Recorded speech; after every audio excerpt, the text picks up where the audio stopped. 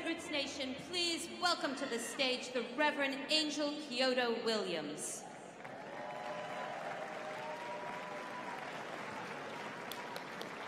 Good afternoon. Good afternoon, Netroots. Let's do it. Let's stand up. Stand up. Yeah, stand up. Get some of that like sitting out of your body. And let's find our ground. Find your feet. So I call this thing, somebody said, what is that you're doing? And it's called centering. Right? So we're centering ourselves and we're locating ourselves in this space because parts of our bodies are caught in other places. Our heads are still back in the sessions we were in, still having lunch, want to take a nap, all the things. And so we're going to center, right, in the space just exactly where we are. And in that centering, the work that I do is called radical Dharma, and it means complete truth.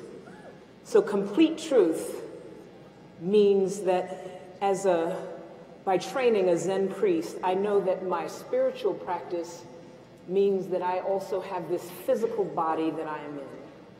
And so I am a political animal, right alongside with that spiritual centering.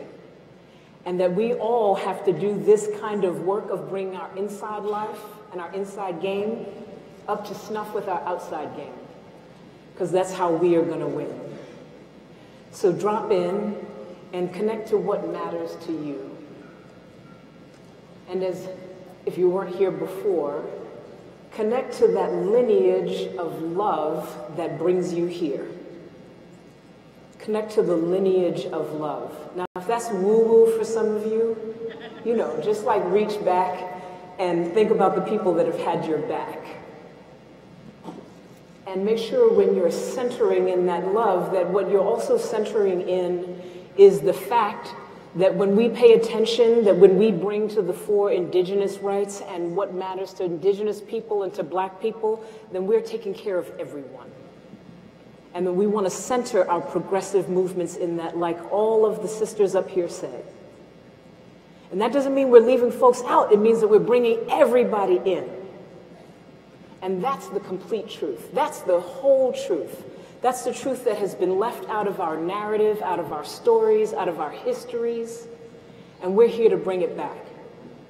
So the candidates that are going to come up here, as Ayanna Pressley said earlier, it's great, we're gonna applaud and all the things and listen, but they have to do work, but we have to do our work too. So I'm gonna give you 3 instructions as you hold this space and drop in and connect to what's important to you. Here's the 3 instructions.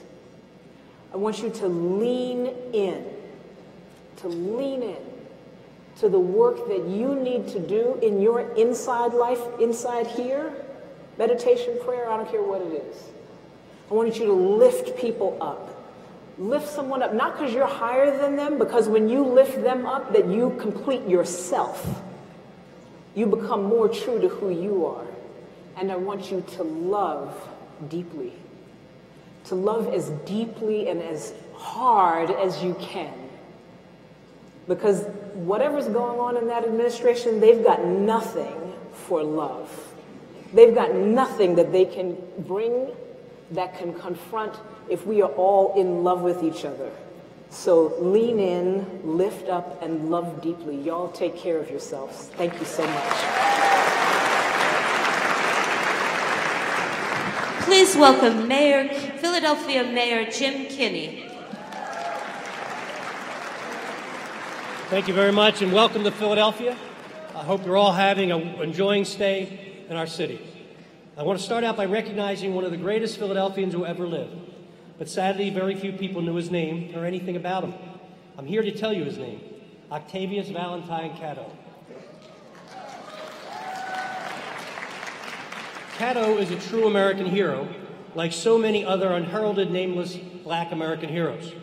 A major in the Union Army during the Civil War, an intellectual, an educator, athlete, civil rights activist who desegregated trolley cars in Philadelphia in the mid-1860s. Chiodo was a legendary American whose very young life and tremendous accomplishments were cut short. On October 10, 1871, this young 32-year-old Philadelphian was gunned down on South Street, a few blocks from here, while urging other black men to vote in the first federal election after the enactment of the 15th Amendment, guaranteeing them the right to vote. Finally, his city recognized Chiodo with a memorial monument on the southwest apron of City Hall in September of 2017, nearly 150 years after his murder. The lives and accomplishments of so many great black Americans like O.V. Chiodo should be part of the daily curriculum taught in our schools, not just during the shortest month of the year.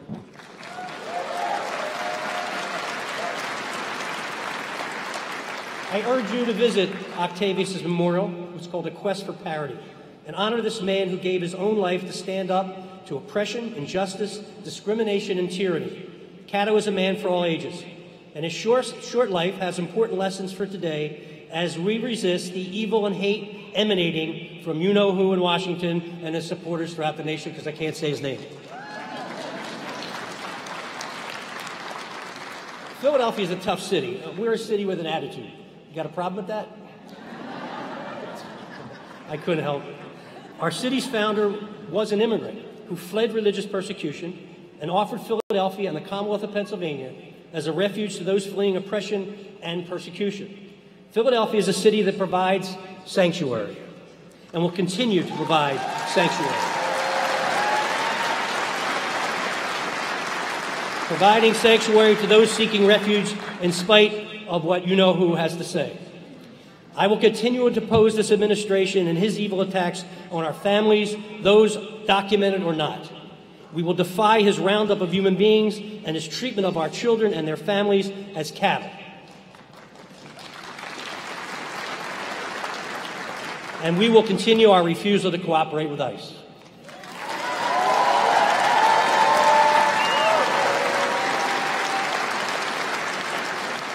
We are a nation and a city founded on the hope and aspirations of refugees and immigrants from all over the world who come here seeking a better way of life for their children and future generations.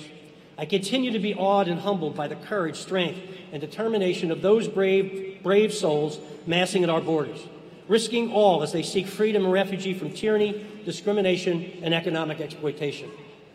It wasn't long ago that my own ancestors crawled off what were known as coffin ships a few blocks from here, holding the same hopes and dreams of the subsequent millions who came here and those who still seek to come here and be part of this great American experiment. O.V. Chiodo's life and the inspiration he inspires have become my compass in confronting the numerous challenges we face, many brought about by decades of government neglect, societal indifference, and outright discrimination against the poor and working families, against people of color, against our LGBTQ citizens, women, and our immigrant communities, and the disabled. We're all in this together.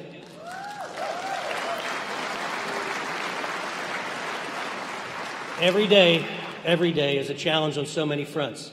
And every day we must continue to fight, as you do, for the forgotten, those left behind, those denied equal opportunity and access based on their race, gender identity, religion, sexual orientation, perceived or otherwise, their age or immigration status. And we continue to fight for economic fairness and demand pay equity now.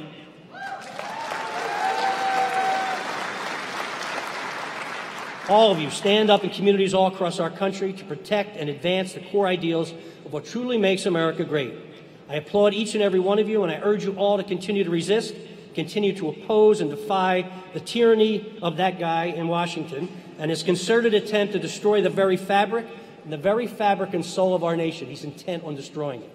Thank you all for what you do every day, and again, welcome to Philadelphia, the city that once stood as the epicenter of resistance against a foreign despot and succeeded. And now we have a domestic despot, and we're going to succeed on that one too.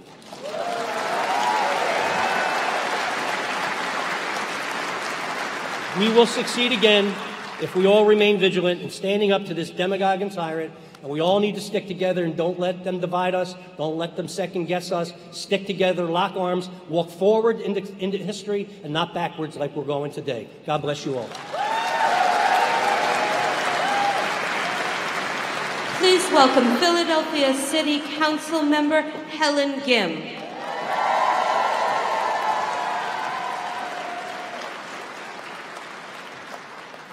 Thank you, Mayor Kenny. We're so lucky to have a mayor who speaks from the heart, and Jim's heart is as big as they come. So thank you, Mayor Kenny. All right, Netroots Nation, let me feel some of that Philadelphia love.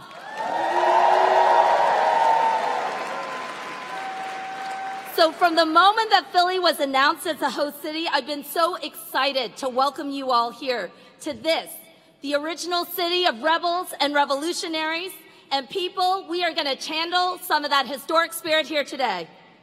On Thursday night, Marriott worker Kat Payne called us the storm. And today we're here to fill the room with our thunder. And I want to start by rooting this conversation in real politics and in the movements that will bring us out in droves in 2020 and beyond.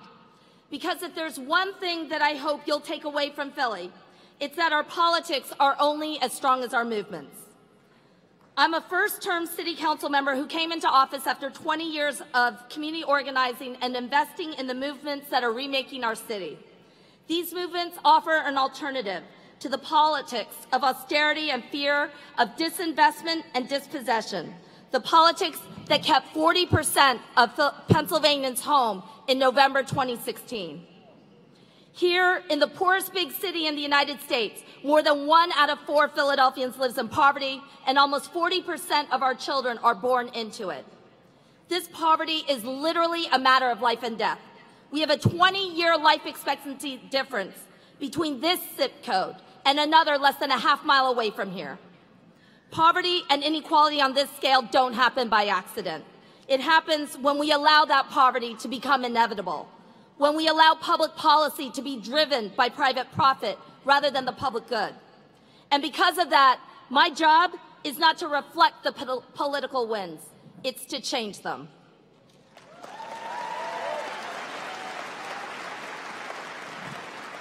My roots are deep here in Philadelphia's Asian American and immigrant communities. This convention center that we're all sitting in was once all Chinatown. We lost half our land and a third of our housing to make way for development. That sacrifice, those tears, and that history is the place from which we build. I'm also a mom and a former public school teacher who comes out of public education communities.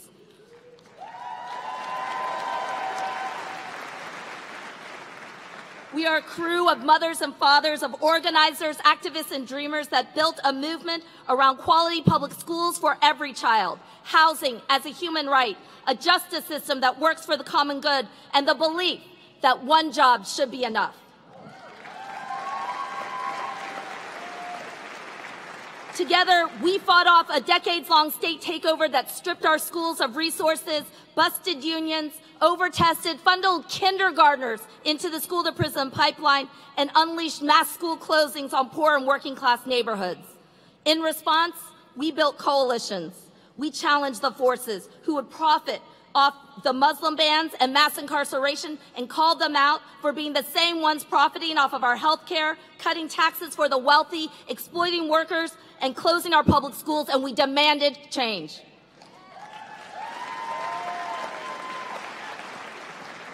We were told no, we were told this wasn't our time, and we were told we weren't the right ones. But that's a wrong message to say to people like us. It only meant we're going to get louder, we were going to build bigger, and that change, real, meaningful change, was the only option. Our motto is this: we only get what we are organized to take.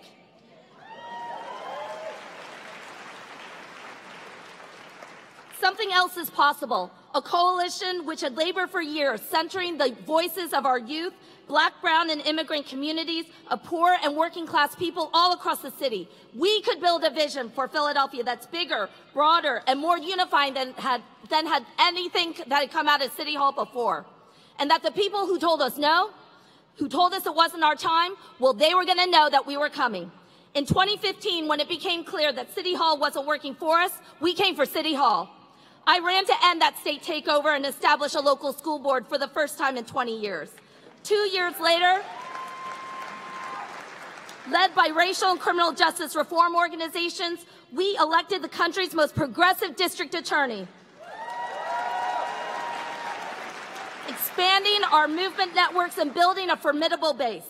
And so what does it mean for these movements, for education justice, for immigrant rights and criminal justice reform to take office? Did we prove unable to govern? Were our solutions impractical or unworkable, as our critics would loudly declare? Well, you know what? It turns out that we became one of the most effective political and social forces in the city in a generation. Here in Philadelphia, we passed the country's most ambitious Fair Work Week law, establishing the right to stable schedules for 130,000 low-wage workers. We've ensured that for the first time, renters facing eviction have publicly funded legal defense. We've disempowered ICE in this city by ending municipal sharing agreements and fighting family detention. And shout out to Shut Down Burks.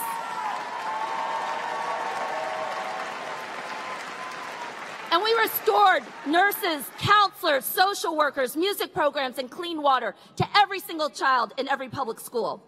And at every turn, our movements led the way. So if you're excited by what you've seen and heard, by the work happening in Philadelphia and in big cities and small towns all across this country, then thank the movement folks in this room that have been fighting for our communities.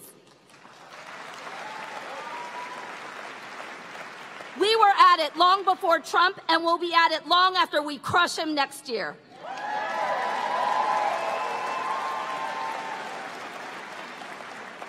Now, I'm going to look forward to hearing the candidates come up today to talk about issues that matter to us. And they better cover the things that matter: inequality and poverty in Black, brown, and immigrant communities, public housing and public schools and public transit as human rights, Medicare for all that's free at the point of service,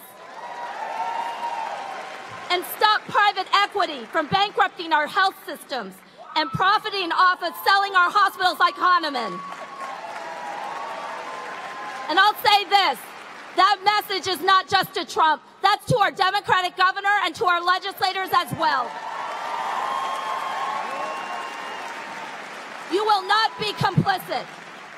And in a city where just a few weeks ago a refinery blew up on national TV, endangering the lives of hundreds of thousands, we need a Green New Deal. It will not only decarbonize, but it will equalize our nation. And I hope that you will take these movement lessons with you from this city, because we will end a Muslim ban in the same way that we ended a city's collaboration with a racist deportation machine, and we will abolish ICE. We will end the privatization of healthcare in Washington, D.C., the same way we learned to end privatization of public education in Philadelphia. And we will end the reign of Donald Trump the same way we ended the era of big money, top-down politics in City Hall. With us, all of us. Because when we're pushed to the margins, I keep this in mind, we change the center when we bring other people in. We change it through community, through wielding power by and for all of us. That's what we've done in Philadelphia for the last 4 years. And I'll end with this.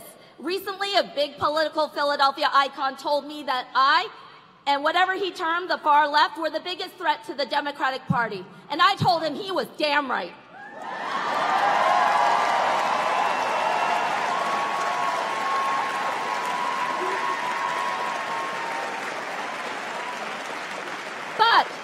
But not in the ways that he thought, because the agenda that we built, the people we've centered, and the power we've wielded is at the very center of what it means to make change. It's what holds us together, it's what binds us as a body politic, and it's our future. And if the history of this convention center on stolen land has something to teach us, it's that our future has its roots in the lessons of our losses and the fearless leadership we take when we've got a shot to make some change. So our lesson is simple. Netroots, we will only get what we are organized to take. And if that's a threat, then expect us.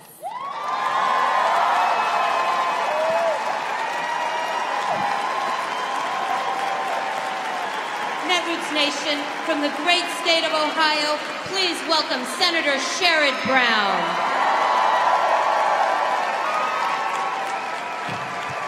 Hello, Netroots Nation. Thrilled to be here today. Thank you so much. An honor to speak after Councilmember Ginn, and the work she's doing in this city is so important. Thanks to the staff here at the Convention Center, the hotel and transportation workers who make it possible for us to be here. As progressives, we always acknowledge and celebrate and honor hourly wage earners who never make enough for their hard work. And we have to do more. Some years ago, I was in Cincinnati speaking to a Labor Federation dinner. There was a group of middle-aged women sitting at the table in front. They had just negotiated their first union contract with SEIU. They were custodian workers and first negotiated their first union contract with downtown Cincinnati business owners, 1,200 strong in the bargaining unit. There's one seat at the table. I sat down and said, tell me what it's like. Today you signed your first union contract, right? She said, yeah. I said, tell me what it's like to have a union. And a woman turned to me and she said, this is the first time in 51 years I will now have a paid 1-week vacation. That's what the union movement means in this country. That's what you mean to this country. That's what your activism means to this country. Special thank you and shout out to Pulitzer Prize winning columnist Connie Schultz for being here. Connie's a brilliant writer. She's a champion for progressive values. You may not know a lot about me personally. You know a lot about Connie Schultz personally because so many of you follow her on Twitter and read her weekly column. We recently celebrated our 15th wedding anniversary, and like any journalist, Connie did her homework. She did her homework before agreeing to go out with me. So before agreeing to go out with me, she told me later that she checked my voting record. I was been a member of the House. If I'd not had a 100% record on choice and gay rights, there would never have been a first date. I represent the great swing state of Ohio in the United States Senate. Too often I see political pundits, I see national Democrats act like we have to choose between fighting for our progressive values or winning elections. That is a false choice. The electability myth is, in fact, a myth. And let me tell you why.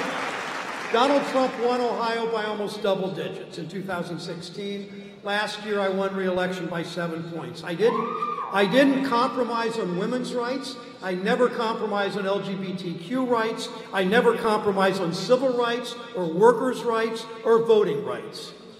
Years earlier, I voted against the Defense of Marriage Act, against NAFTA, against the Iraq War. I have a lifetime A from Planned Parenthood and a lifetime F from the NRA.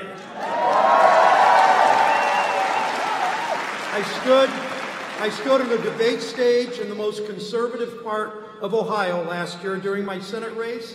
I told those in the audience that climate change is the defining moral issue of our times, and we must act. I went to the Columbus airport and joined protests against the Muslim ban. I called Donald Trump a racist because he was, and he is. And I won the swing state of Ohio by 7 points. Elections aren't about some electability calculation. They're about one question. Whose side are you on? Are you on the side of workers or corporations? Are you on the side of consumers or Wall Street? Are you on the side of patients or drug companies? Are you on the side of voters or dark money? The theme of my 2018 campaign, and frankly my career, was dignity of work. Dignity of work is so much more than a campaign slogan. It's who I am, it's who we are, it's how we govern. Because when you love this country, you fight for the people who make it work, all people who make it work. Dignity of work means hard work should pay off for everyone, no matter who you are, no matter what kind of work you do. Whether you punch a clock, whether you swipe a badge, whether you work for tips, whether you work on salary, whether you care for aging parents, whether you're raising children. It's about wages, it's about work schedule, it's about overtime, it's about collective bargaining, it's about health care, it's about child care, it's about economic justice. It's a progressive economic message, and it's a winning message. Dignity of work comes from Dr. King, who understood better than anyone that worker rights and civil rights are intertwined and deeply connected. Dignity of work is not code for targeting white men who voted for Trump. That's a losing strategy. That's a betrayal of our values. Dignity of work unites all of us. It says to everyone, we see you, we honor your work, we respect you, we fight for you. We are on your side. On the other hand, Donald Trump uses phony populism to divide the country and to distract from the fact that he has betrayed workers. His White House looks like a retreat for Wall Street executives, except in the days it looks like a retreat for the gun lobby.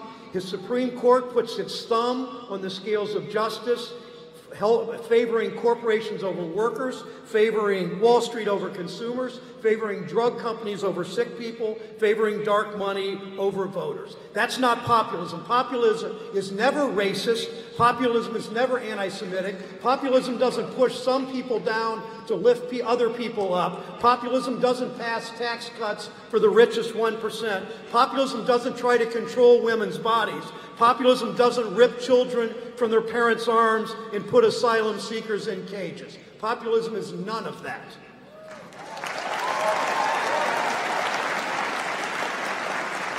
We love this country. We must never give up the hallowed ground of patriotism to the extremists, whether they're in state houses or in the White House. Dr. King taught us human progress never rolls in on the wheels of inevitability. Human progress never rolls in on the wheels of inevitability. It rolls in because we push, because you push. It rolls in, it's why you're here. That's what you do every day. I'll leave you with a story as I depart. I mentioned earlier that Connie and I joined the airport protests against Trump's Muslim ban. Joining Connie and me were my daughter, who is a legal services lawyer, an immigration lawyer for Ohio, for legal services in Ohio, and our oldest granddaughter, Jackie, who was just 3 years old. It was Jackie's first 3-year-old Jackie's first political rally, and she held up her first political sign.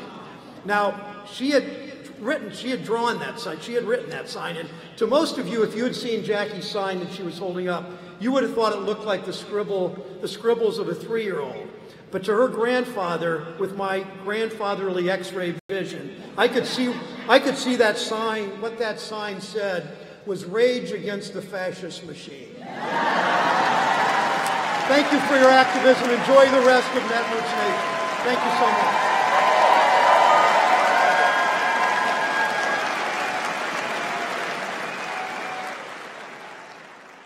Daily Kos is the nation's largest online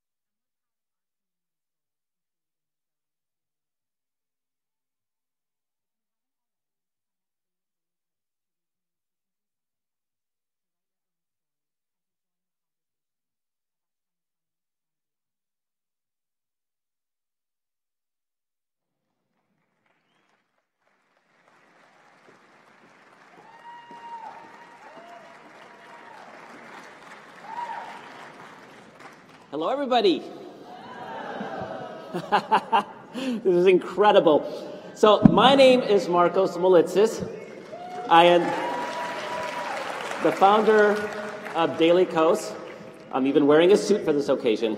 I'm not. And as you just saw from that video, the histories of Daily Kos and Netroots Nation are inextricably entwined. So it is with incredible pleasure and pride and honor that we are a co-sponsor of this event, and I'm even more excited that I'm sharing the stage with my old good friend and chair of the Netroots Nation board, Cheryl Conti.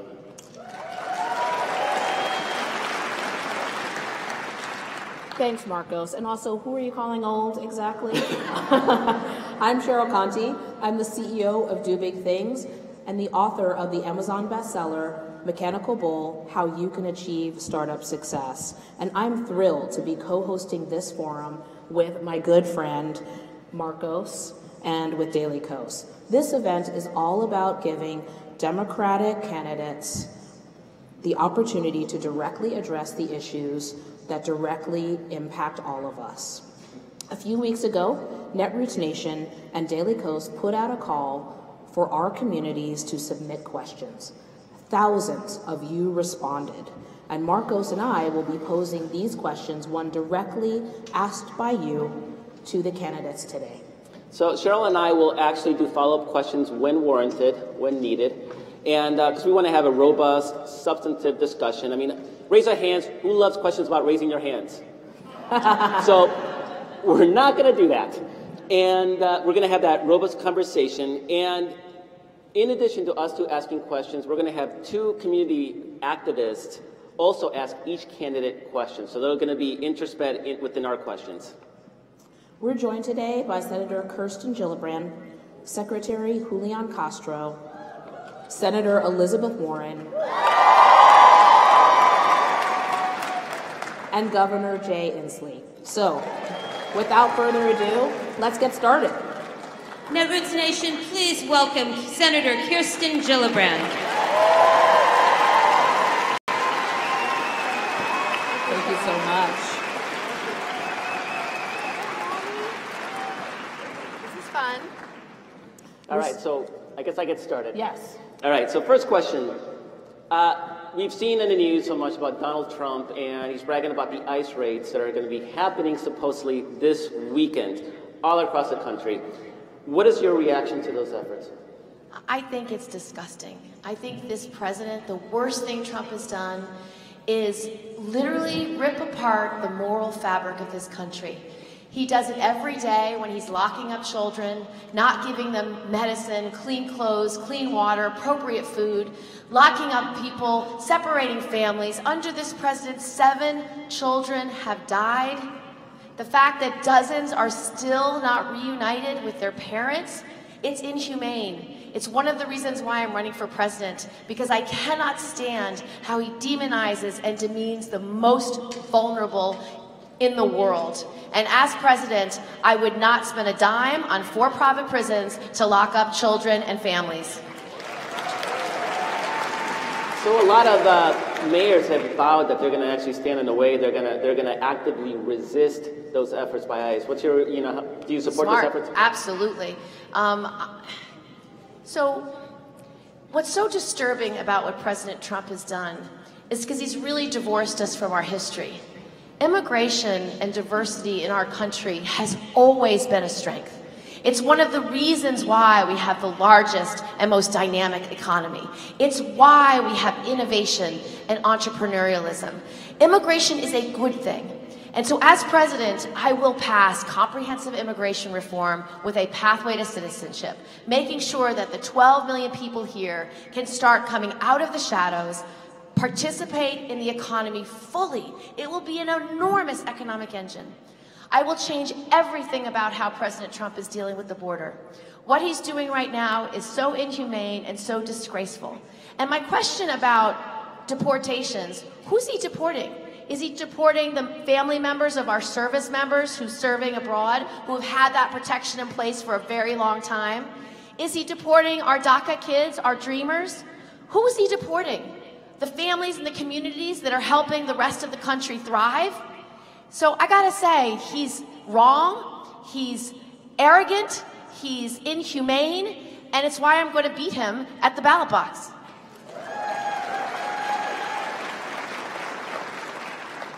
Thank you. Just a day or two ago, you were visiting an economically depressed region of Ohio, Youngstown, where thousands of industrial jobs have been lost. And a woman asked, I'm going to quote her, "Now, this is an area that across all demographics has been depressed because of the loss of its industry and the opioids crisis. So what do you have to say to people in this area about so-called white privilege," unquote. Your answer has become an internet sensation. And it deserves discussion here, where so many people are invested in your answer. Would you like to further discuss it? Yes, I do. Do you mind if I stand? Sure. Okay. So in this room in Youngstown, Pennsylvania, Youngstown, Ohio, in this room, you had people who have been deeply left behind by an economy where jobs have been streaming out, plants have closed, people have lost their livelihood, they've lost their hope, they've lost their dignity. And so when this woman came forward to say, I don't feel privileged at all, I don't understand what so-called white privilege is, I had to recognize her pain, her suffering, that it's real, because it is. When you've been left behind and you have no hope for your child and you look at your son and say he has no hope, that's real. And my job is to fight for her and her family as if they were my own. But this conversation about white privilege is so important, because what she doesn't see is that as her son grows older, as my sons grow older, there's going to be moments in his life that his whiteness protects him. His whiteness changes how he's treated. When he walks down a street in a hoodie with a bag of M&Ms in his pocket, he won't be shot. When her son's car breaks down and he needs help and walks into someone's home and knocks on the door, he's not going to be shot. When her son applies for a job, he's not going to be discriminated against because of the color of his skin. When her son smokes pot like lots of teenagers in America, the fact that he's white means he probably won't get arrested. And if he was, he'd probably be given a second chance. Now, as a white woman who has certainly experienced enormous amounts of white privilege, I travel with a staff member who's black. And I see how she's being treated differently when we walk into a hotel. I've seen it and it infuriates me. So if I don't understand that it is my responsibility to lift up her voice, to lift up the voices of black and brown Americans every day, then I'm not doing my job as a U.S. Senator, and I'm not doing my job as a presidential candidate. And that is my responsibility.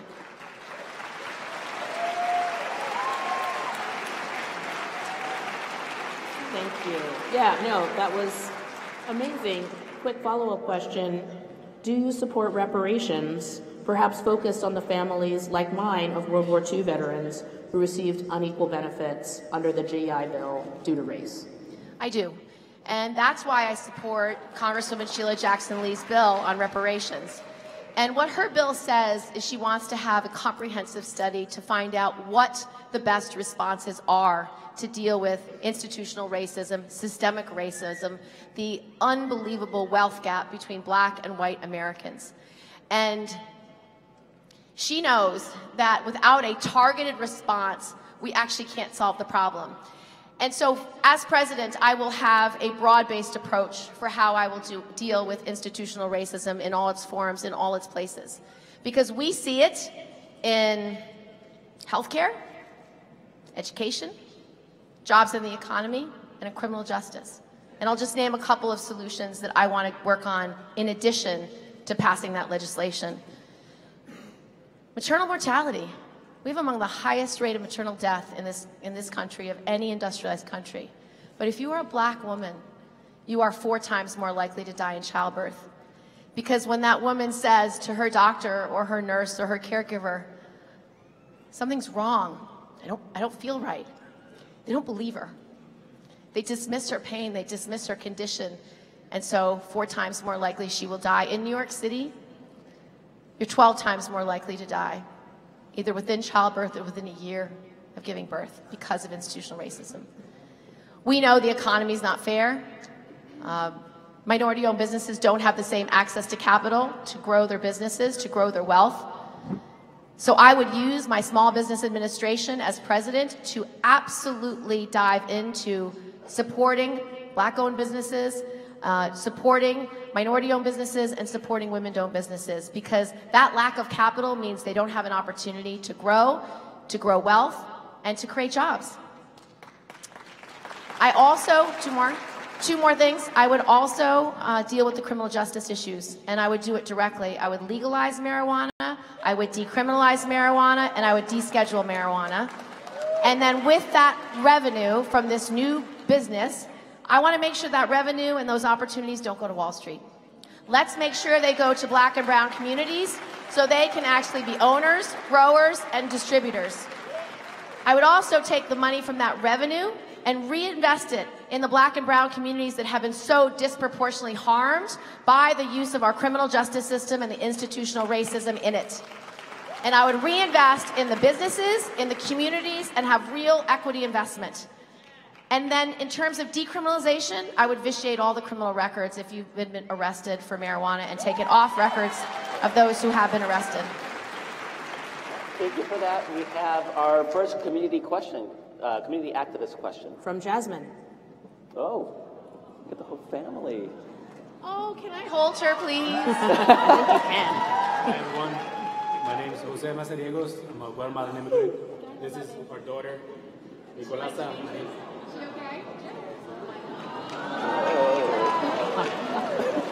This is our daughter, Marina Nicolasa. And my question, once again, my name is Jasmine Rivera. Family detention, family separation at the border, and deportations are tools of a broken immigration system. Not only is the act of incarcerating children and families abusive, there is extensive research that for a child, even a short period in detention has long-lasting detrimental mental and physical health effects. The Berks County Detention Center is a prison for immigrant families in Pennsylvania where children as young as 2 weeks old have been incarcerated. Berks has committed a series of documented human rights abuses and due process violations while disregarding state and federal laws. This abusive and unlawful treatment could end now by issuing an emergency removal order that our governor, Governor Wolf, could order issued. Will you end family detention if elected? And will you call on Governor Wolf to issue an ERO and shut down Berks now?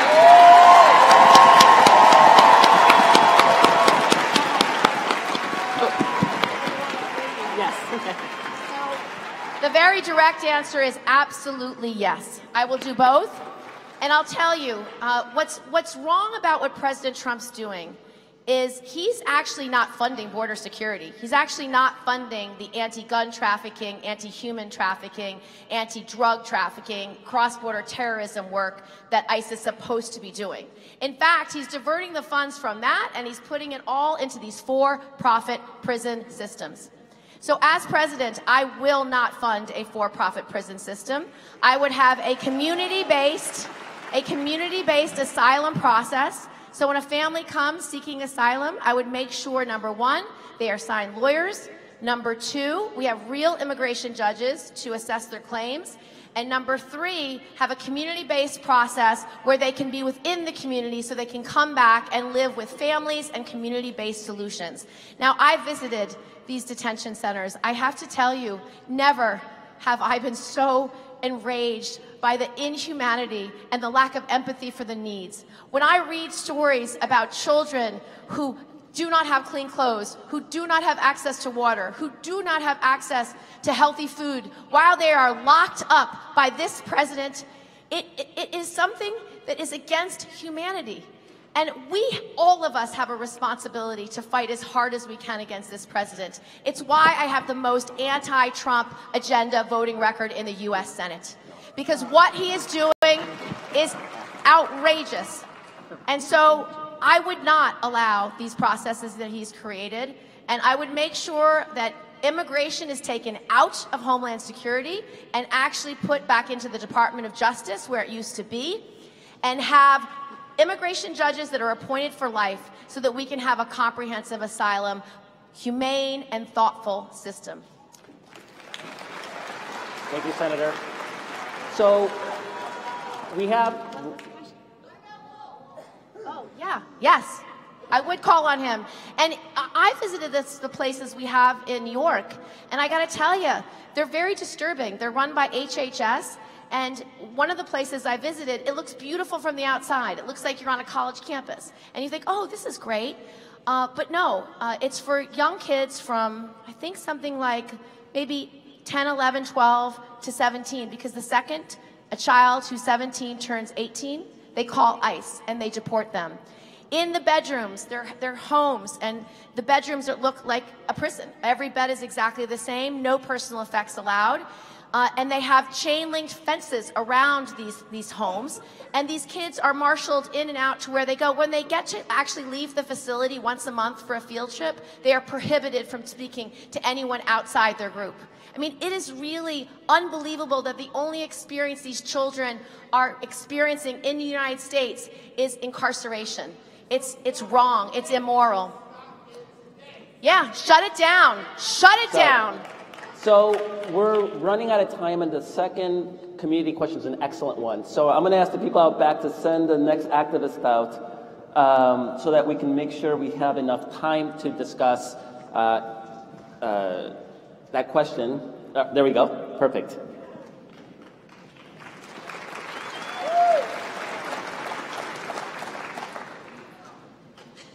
Hello, I'm Nina Ravel. I'm active with Sierra Club's Ready for 100 campaign and producer of a local radio show, Philly Talks Climate. Yes. The recent refinery fire in Philadelphia could be seen from space. Extreme climate events are happening more and more frequently. Meanwhile, the U.S.'s reliance on fossil fuels has not decreased. Is this how our civilization is to go down? By burning up the planet? 2019 is the 50th anniversary of the Apollo program, President Kennedy's moonshot, when in 10 years we mobilized to send a man to the moon and brought him back. Today we are in a climate emergency and science has given us 10 years to change course. What would you do to address the crisis with the urgency it requires? Thank you. I loved your question, and I see it the same way you do. I believe that global climate change is the greatest threat to humanity that exists today. It will be the most important part of my presidency and an issue I'm willing to lose everything over. Because that's how urgent it is. People are dying because of severe weather events across America, because of flooding, because of fires. We've seen it. So, two things. As president, I would pass the Green New Deal. And you want to know why I know I can do it? Because most of it's already bipartisan, and I've been working on it for a decade. All it is clean air, clean water. There's not a state, there's not a community that doesn't have access to clean water that needs it. In Pennsylvania, you've got things like PFOA and PFAS at military bases and because of manufacturing. In places like Flint, you've still got lead that has to be eradicated. It's real. So that's bipartisan. Green jobs, also bipartisan. Every kid in America should have access to STEM.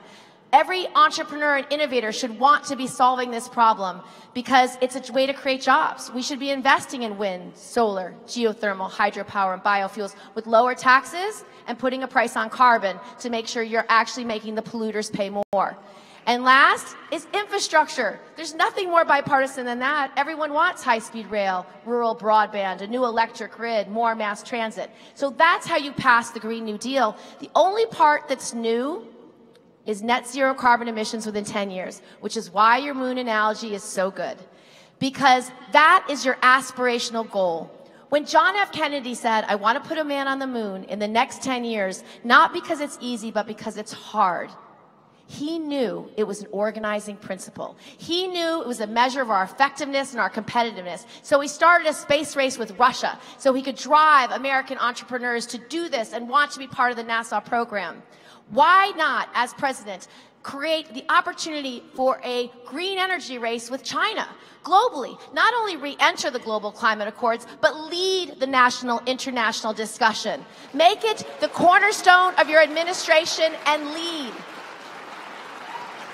Thank you so much. I hate to ask this question with only about 2 minutes left, but hopefully we can get, we can get a good answer. So Laura Packard of the Netroots Nation community, she asks, how would you make sure all Americans have affordable, comprehensive health care?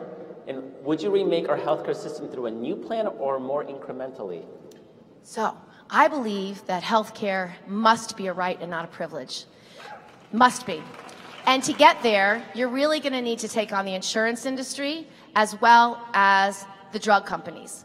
And you have to do it directly, first, by getting money out of politics. I'm the only presidential candidate who has a comprehensive, transformational approach to getting money out of politics through publicly funded elections, and to have clean elections so that you can go at the root of the political corruption. So, and that's step one. Step two is let everyone buy into Medicare at a price they can afford, 4 or 5% of income, something like that, so that you drive competition with the insurers. Let the insurance companies try to compete. I don't think they will. They've never lowered their prices. They don't believe in serving patients first. They believe in serving profits first. And then second, after a few years of transition, most Americans are going to buy in because it's higher quality and it's going to be more affordable. Then your step to single payer is really short. And that's when you can ask everyone to buy in, just like Social Security, making an earned benefit and guaranteed for everyone. Because the reality is, no matter where I travel in this country, the biggest fear is not having access to health care. Of every mother, of every father, of every community. Just imagine how crippling it is if your child is diagnosed with a disease and you know you won't be able to afford what the insurance company is going to make you pay. Imagine the fear, the terror you are feeling that you cannot protect your own child. That is what millions of Americans feel every day. And when President Trump attacks pre-existing condition coverage, when he attacks the ACA, he's literally creating anxiety and fear across the country. So as president, I will guarantee Medicare for all, I will guarantee a single payer system, and I know how to get it done. Thank you so much, Senator Gillibrand. Thank you so much, Sharon. Thank you for being here. Thanks, Marcus. Thank you. God bless you. God bless you.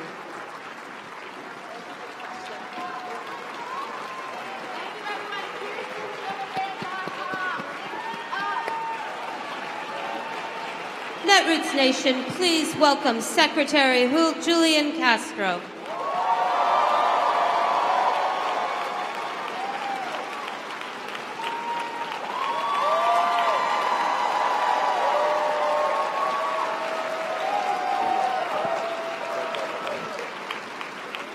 So great to see you. So I get to ask this first question again? Yes. Yes. Secretary Castro, I wrote this sentence this morning and I'm really proud of it. So, if Donald Trump was a government agency, he'd be ICE. It is the perfect embodiment of arrogance, incompetence, cruelty, and hatred. From breaking up families to keeping children in cages, it has proven to be simply un-American. Can ICE be saved, or should it be scrapped altogether and something new built in its place? Thank you very much, Marcos, for having me. Thanks to everybody here at Netroots. I've said that instead of breaking up families, that we should break up ICE. In the immigration plan that I put forward, that's what we would do. We would break apart ICE, and we would make sure that the kinds of abuses that we've seen never happen again. This administration traffics in cruelty, and the images that we saw yesterday were just one more example of that. He's betting, basically, that there are enough Americans out there whose fear and paranoia can be stoked in a way that they're going to go out and vote for him. And what I'm betting with my immigration plan is that there are enough Americans, whether they're white or black or Latino or Asian American, Native American, whether they're rich or poor, whether they live in a big city or a small town, that are going to respond to common sense and compassion instead of cruelty, that those values of respect and basic humanity are stronger than his fear and paranoia. And so that's what I would choose if I'm President of the United States. Thank you, Secretary. Secretary Castro, there is a gun death epidemic in our country. Not only is the U.S. gun-related death toll 11 times higher than any high-income country, but women are 21 times more likely to die by a gun. Kim Yaman asks, Our nation has the highest rate of gun violence in the world outside of nations actually at war. What would you do to address this uniquely American crisis? First of all, thank you for the question. You're right that it's absolutely amazing to look at the statistics around gun violence in our country and to compare that to other countries around the world. And it makes you ask, when you see those statistics that we know are more than numbers on a page, but represent lives that have been lost.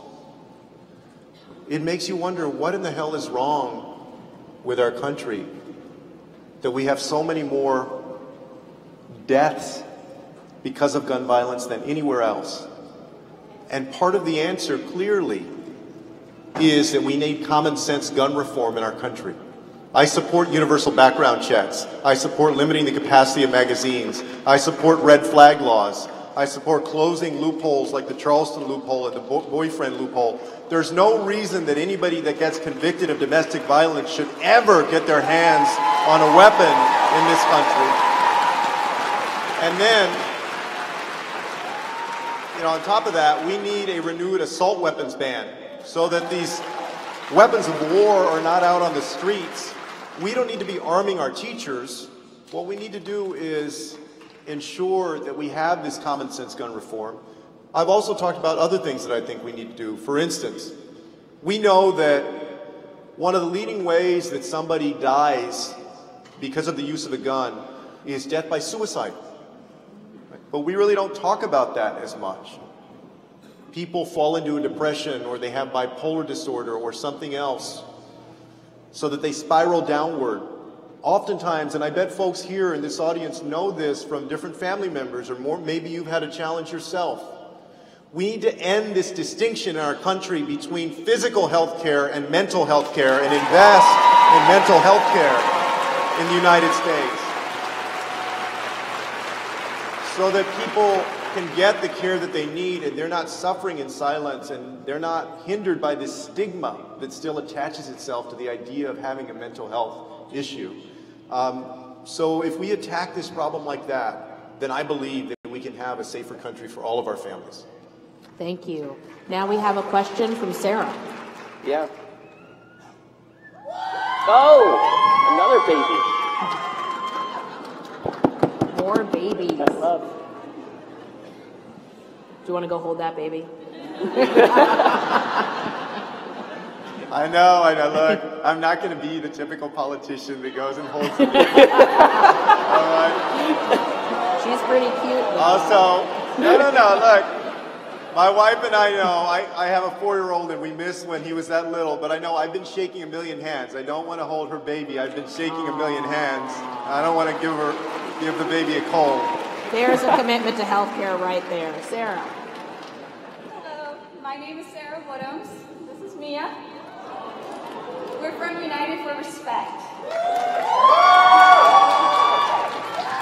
I worked for Babies R Us for 7 years in Montgomeryville, Pennsylvania, until my store was shut down. In recent years, dozens of companies run by Wall Street, like Sears, Kmart, Radio Shack, Payless, they've all gone into bankruptcy. Just between Toys R Us and Sears, we've lost 15,000 jobs right here in Pennsylvania. Nationally, we've lost hundreds of thousands of jobs because billionaires buy up these companies and then they make huge profits on our backs. And they get away with it because there is no financial regulation for them. As president, what would you do to hold hedge funds and private equity accountable for destroying our communities and our livelihoods? Thank you very much for that question, and Mia is beautiful. Thank you for bringing her today. First of all, I don't believe that any bank or any company is too big to fail in our country. And I believe that everybody should be held accountable in this country when they commit misdeeds. And so we have to start out with the idea that we can't make the mistakes of the past. I put out recently a housing plan, for instance, that says that in the future, if Wall Street causes the same housing crisis that we saw a decade ago, that they will be held accountable, and that we will also work to make sure that homeowners are able to stay in their homes instead of those homes going into the hands of Wall Street. On top of that, all of us have heard in the last couple of months, and we've known for decades, that we have a tax system that rewards wealthy corporations and asks more from the middle class, the working poor, and the poor. It was reported 2 months ago that Amazon made $11 billion in profit last year, but they didn't pay any federal tax. In fact, they got a tax rebate of over $100 million. And there were 60 other well-known American companies that didn't pay any federal tax, and a whole bunch of those got a tax rebate. We need a tax code that rewards people who actually have to work instead of just people who are wealthy and wealthy corporations. And I would turn that tax code upside down and make sure that they are paying their fair share instead of overburdening people who have to work for a living. I also think that we need to build on the reforms that we made a decade ago, like Dodd-Frank, so that our financial system is more secure and it's oriented towards serving the American people, the average bank customer, the average person who is going looking for a home mortgage, those folks that are working hard, that build up this country to what it is. And that's the kind of president that I would be. Thank you. So, I was watching the news just right now, keeping up on what's happening in New Orleans right now. As we speak, it's impacting the city, and extreme weather conditions are an increasing threat all over this country and the globe. Kelly Pollack asked, how will you use economic tools and practices to effectively fight climate change without causing hardship for communities that have already been hit hard by economic collapse and the effects of rising temperature and extreme weather? Yeah. Thank you very much for the question. You know, we're watching the images again today coming out of New Orleans, and we keep hearing that there's another 100-year flood or 500-year flood that is happening. But it's clear that these things that are supposed to be a 500-year flood are happening every other year.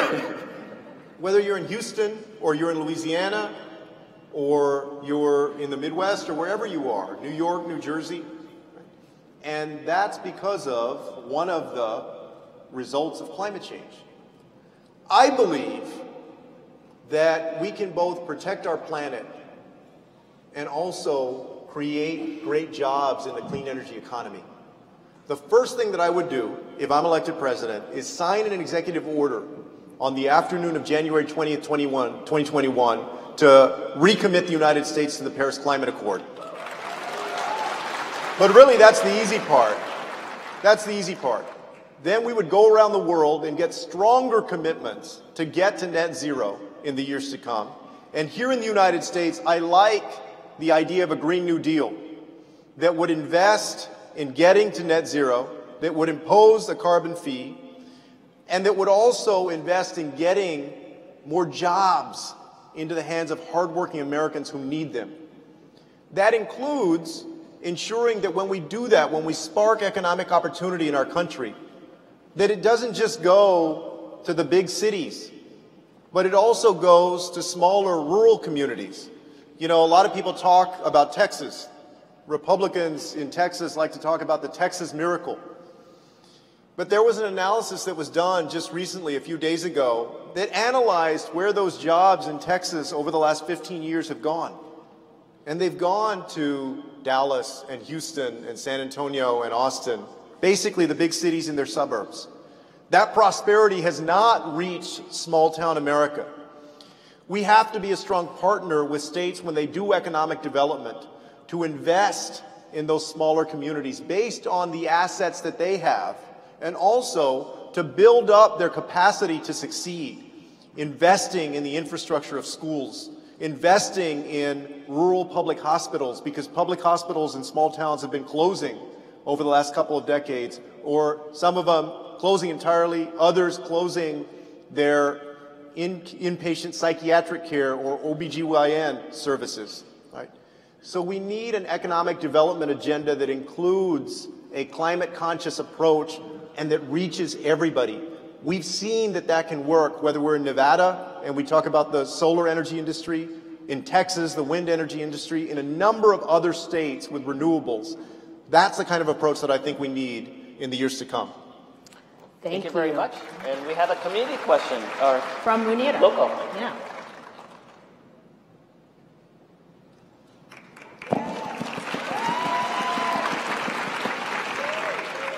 Hello, my name is Munira Edens, and I'm from Philadelphia. I lived in every section of this city, and the housing crisis looks like developers moving in and doubling my neighbors' rents. It looks like black and brown people from my community being forced to move out of their homes because they can't afford their property taxes. It also looks like people like me just anticipating being homeowners one day. So my question to you is, if you were elected, what 2 policies would you put in place to address the housing crisis, which is disproportionately affecting black and brown communities and rapidly spreading across the U.S.? Thank you. Thank you very much for the question.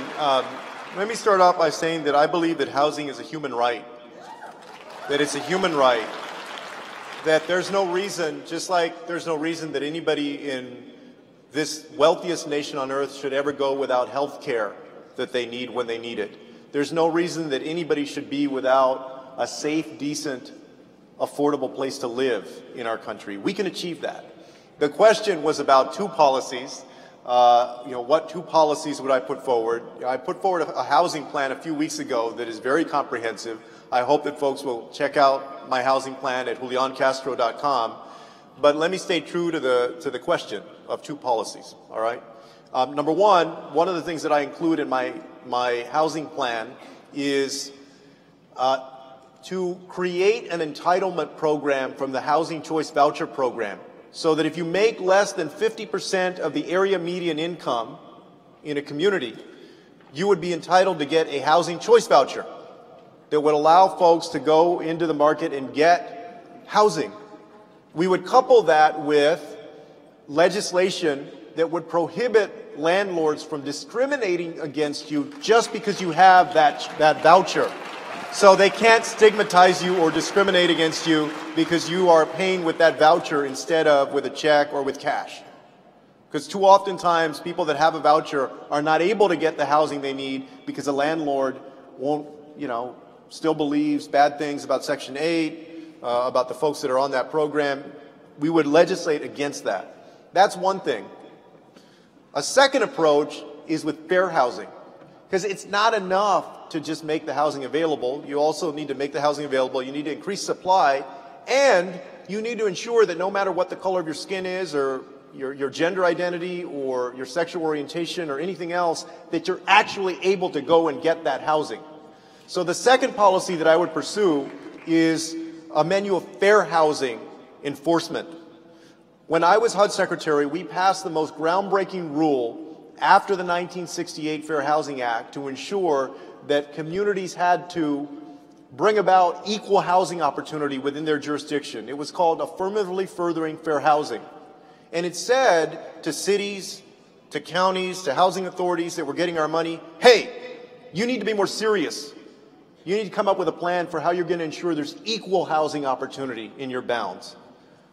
We did AFFH, and it started in the fall of 2016. When Dr. Carson and the Trump administration took over at HUD, they did away with it. I would bring it back to make sure that we further desegregate American communities and allow for housing opportunity throughout an area, regardless of the color of somebody's skin. And couple that with more fair housing enforcement officers at the Department of Housing and Urban Development and that are funded by HUD across the nation to do the work of ensuring that in the private market, that private landlords are not discriminating against anybody because of their background, which still happens right now in the United States and keeps people from being able to move into their areas of choice. I would turn that around. Thank you. There's been an unprecedented rollback under this administration of LGBTQ rights. What steps would you take to protect the lives of all LGBTQ people? Thank you very much for asking, and let me just tell you very briefly about what I have done. When I was mayor of San Antonio, we passed domestic partnership benefits. This was, of course, before marriage equality. We passed a non-discrimination ordinance in 2013. We passed a non-discrimination ordinance that included the entire LGBTQ community, even when some folks wanted us to leave transgender individuals out, for instance, because they thought that it might be more politically viable or feasible to do that. We said, no, we're going to include everybody. When I was at HUD, we expanded what's known as the equal access rule. We did the transgender rule, so that if you're transgender and you go to a shelter that is publicly funded, you have to be accommodated according to how you identify, what you're comfortable with. So you can't be discriminated against because of your gender identity. I would support the Equality Act so that no matter how you identify or what your sexual orientation is, that you can't be discriminated against when it comes to the housing market. You can't be discriminated against in your employment, because that still happens right now in our country. And to me, we need to have a country where we have no second-class citizens. Everybody needs to be the same. And the Equality Act is an indispensable part of helping to bring that about. On top of that, I believe that we need to ensure that, for instance, when it comes to reproductive rights, that we not only have reproductive freedom, but that we have reproductive justice that includes the trans community. And you know, on the debate stage a couple of weeks ago, I mentioned this, and I had a slip of the tongue that was, I corrected later on Twitter. But after I mentioned this, the right wing went crazy. They went crazy, and what in the world are you talking about? And so I will say it again. We're going to include our trans community when it comes to reproductive justice in the United States of America, because that is the right thing to do. And so, the story of this country, and I know we're almost out of time, the story of this country, when we've been at our greatest in the United States, has been when we've taken those strides to make opportunity and freedom more possible to people no matter who they are. The choice in this election is whether we're going to continue down that path or we're going to heed the dark call of Donald Trump to go backward. I want us to go forward. I don't want us to make our country anything again. I want us to make us better than ever into the future, better than we've ever been. Thank you very much. Wait, hang on. We've got one more bonus round question. All right. Because you brought up reproductive justice, we want to give you 2 minutes to answer a very important question to our audience. Great. And I'm going to really summarize this in the interest of time, but abortion rights are under fire from Republicans all over the country, and the Supreme Court may soon join that effort. So what would you do as president to protect those rights, expand access to patients who need it? You're right. They have a full court assault right now on reproductive freedom. I would do several things. First of all, I would only appoint judges to the federal district court level, appellate court level, and Supreme Court that understand Roe v. Wade and the value of precedent and would protect Roe v. Wade. Secondly, I would get rid of the Hyde Amendment, because I believe that just because somebody is poor, just because they don't have money, doesn't mean they shouldn't be able to exercise their reproductive rights. I would also push back against these states like Alabama, like Missouri, like Georgia, that are passing these laws to try and abridge reproductive freedom by pursuing legislation in Congress to codify Roe versus Wade and lead that effort.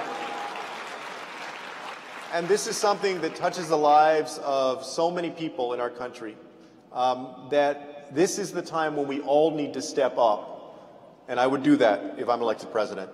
Thank you. Thank you for being here.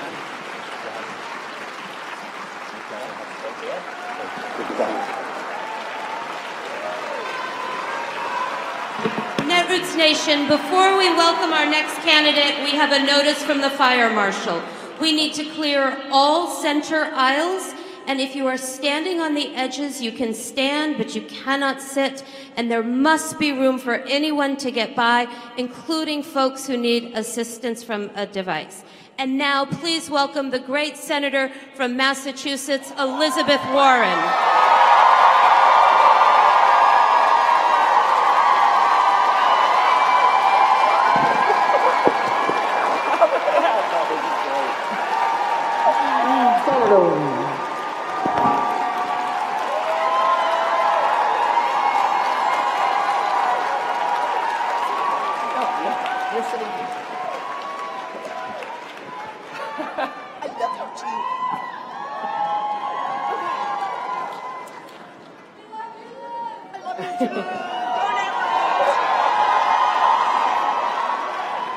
Senator Warren.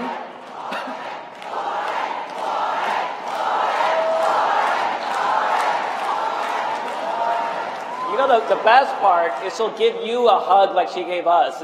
We're not special up here. Yeah, we're not really, that's true. This whole campaign has been around hugs. You know that? Yes. I'm at over 35,000 selfies around the country now, so we're in there. It's impressive.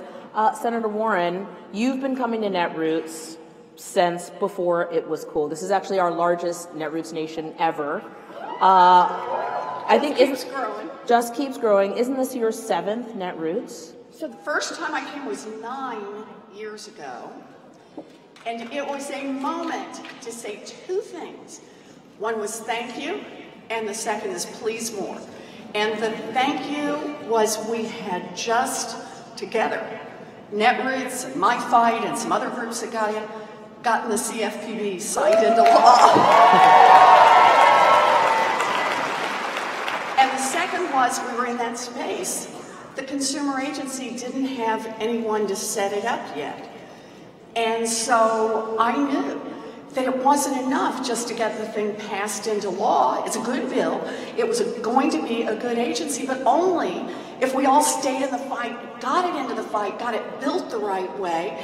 And so it was the folks at Netroots who thought somebody should be setting that agency up, got out there and fought for it. And that's how I ended up setting the agency up for President Obama for a year. So this has really been the work we've done together. And by the way, the giant financial institutions have had to return $12 billion directly to families they cheated.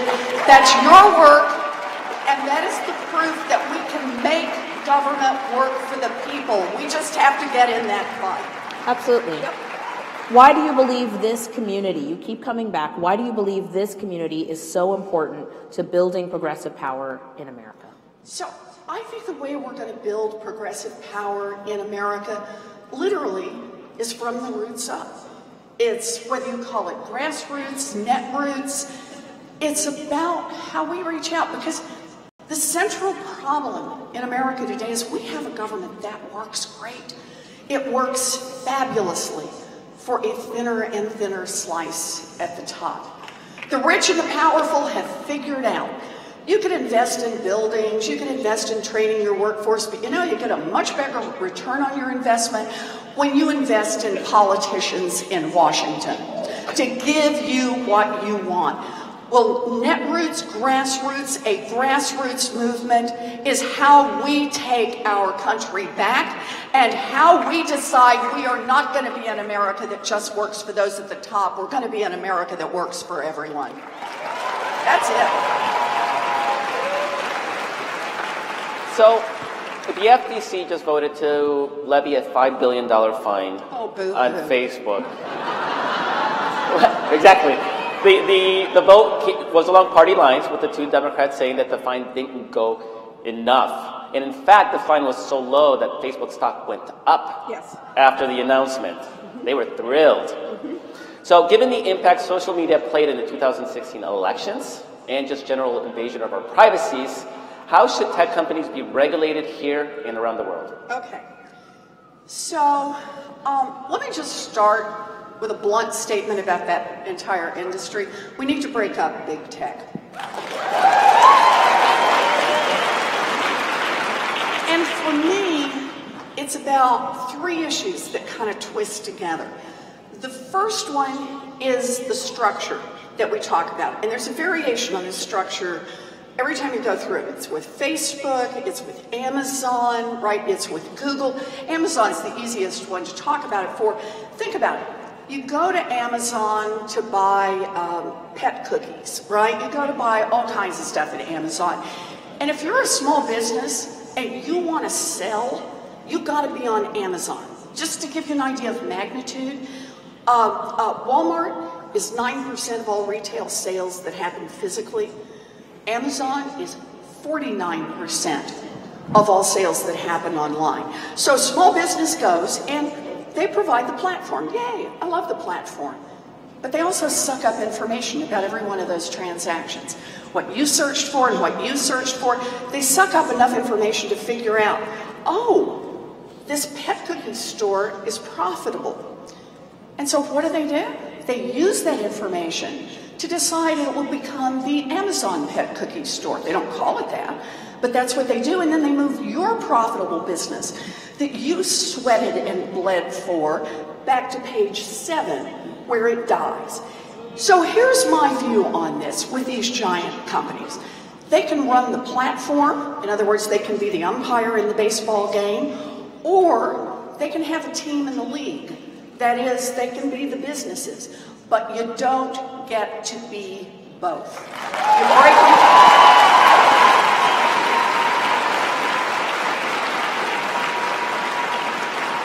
I'd also add on this, we need to enforce antitrust laws. One of the consequences, of being giant is that you suck up your competitors and buy out your competitors, roll over your competitors, and over time, creating these bigger and bigger giants are both enormously damaging to the marketplace, to consumers, and ultimately to democracy. When giant companies have so much power that they get to call the shots in Washington, it's no longer just about the economy that they own, it's our entire country. We've got to fight back on this. Thank you. It's time for a local community question from Hannah.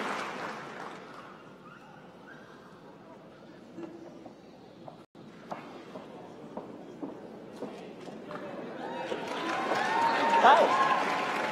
You forgot the baby. No baby. My babies are home. Sorry. Hi, Sarah Bela and Abby Rose. So this question's a little bit wonky, but I think you're gonna get it. Are you making fun of me? Absolutely not, Senator. So my name is Hannah Sassaman, and I'm a community organizer. Hi. I'm the policy director at Media Mobilizing Project right here in Philadelphia. And I'm a community organizer who's worked at the intersection of race, economic justice, and technology my entire adult life. So right here in Philly, our city is working to replace money bail with a computer program, a risk assessment algorithm that tries to predict who is safe to release pre-trial and who has to stay in jail to supposedly protect the community. But as Michelle Alexander wrote, this is the newest Jim Crow. That is cooking bias from a racist system of policing and prosecution into a chain of ones and zeros. How would you, Senator, end mass incarceration without turning to algorithms like that one, or to electronic monitors, facial recognition software, or surveillance to make sure that we don't replace prisons and detention with e-carceration for Black, brown, immigrant, queer, and poor communities?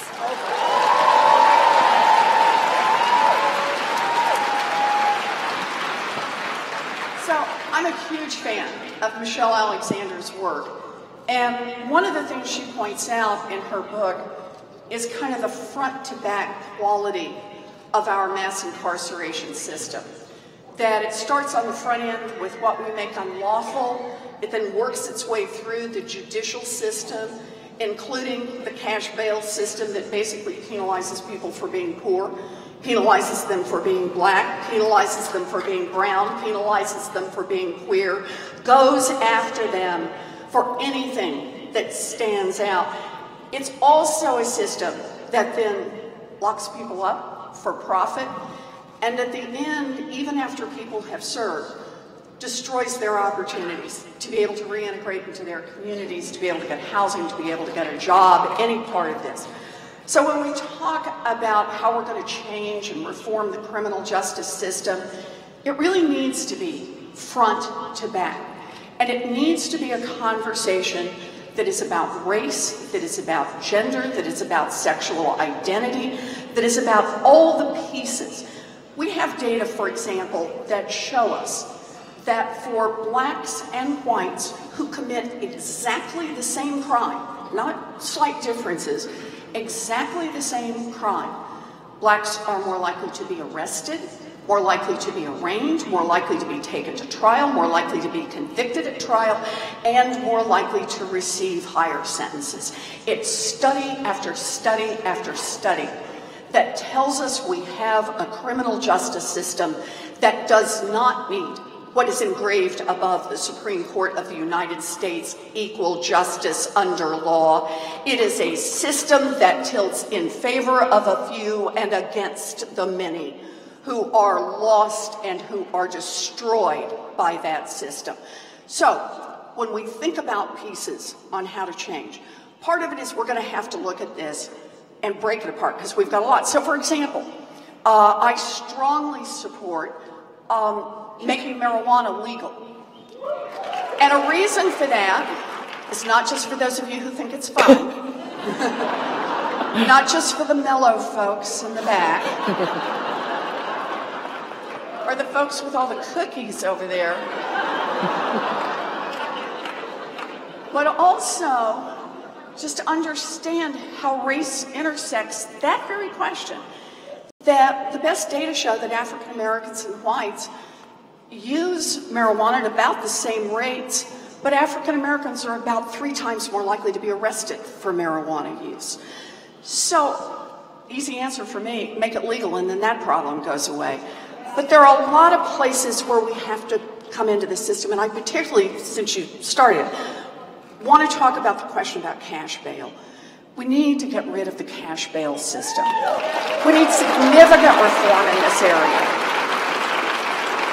But we can't replace it with another system that treats blacks and whites differently, that treats the LGBTQ community differently from straight, that treats transgender differently and singles them out. Because here's the problem. You put in a bunch of data that have already been influenced by race and by gender, by age. You put those into the system and surprise, surprise, turn the crank twice, and that's exactly what comes out of the system on the other side.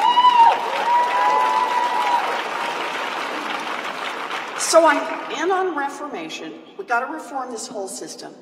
I'm big on understanding the data as we go through it. And the third part, and this is where I'm so glad to hear that you're doing community organizing on this, is as we design a better criminal justice system, it can't just be a handful of folks who go behind closed doors and make this happen. It's got to be that we hear directly and from the communities that are affected, and not just hear, but integrate with the communities that are affected so that people are able to bring their own stories, their own voices into this. So I've started part of this. So for example, I have said we need to get rid of all for-profit prisons. Nobody should be making a profit off locking people up.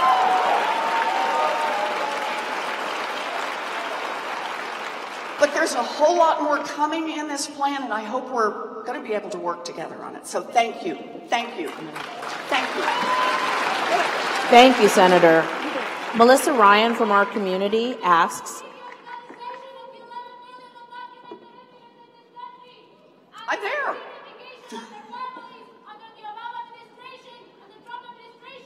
Thank you, thank you. Do you want to say a few words about immigration? We're gonna talk about Let's that. Let's talk about it.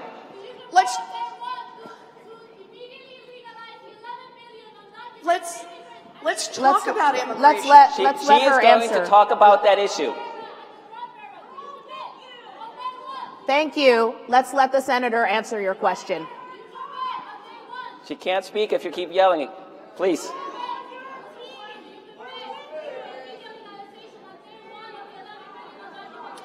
So I'd like to talk about undocumented immigrants. I'd like to talk about mixed status families.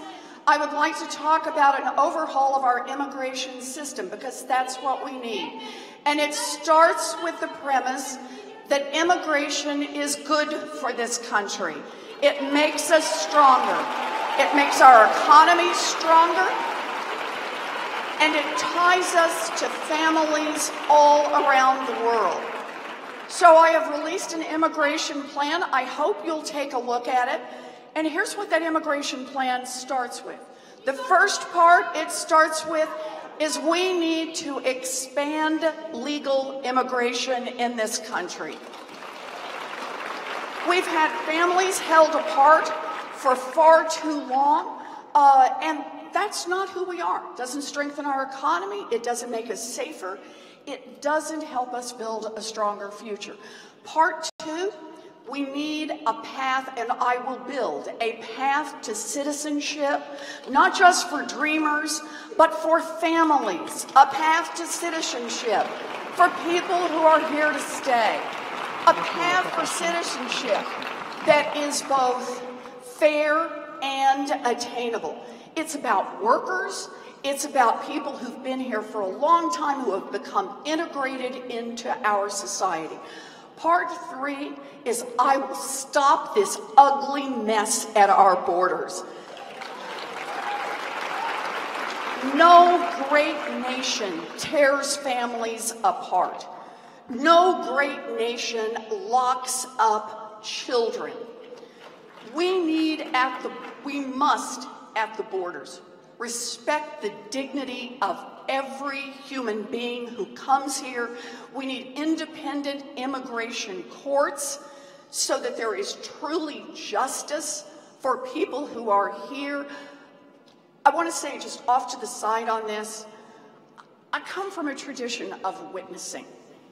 I went down to the border in McAllen right after the word came out that the Trump administration was taking children away from their parents. I saw firsthand the cages of women, the cages of men, and then the cages of little girls. Just think about it. A 12-year-old locked up. She has no idea where her family is. She doesn't know where she is. She doesn't know where anyone is going, and no one to talk to. And they're just clumped together in cages like the size of this middle section, with a little guard tower in the center, so someone can keep an eye on these children. I talked with nursing mothers, one who told me about how she had given a drink of water to a police officer, and as a result, someone had told the gangs that she was working with the police. She knew what that meant, that her life and her baby's life were in jeopardy. She wrapped up her baby and headed to the United States. This is our moment to live our values. And that means down at the border, when people come here who are desperate, people come here whose lives have been turned upside down, people who come here to try to build a better future, then we need to treat them with humanity, and we need to follow the law.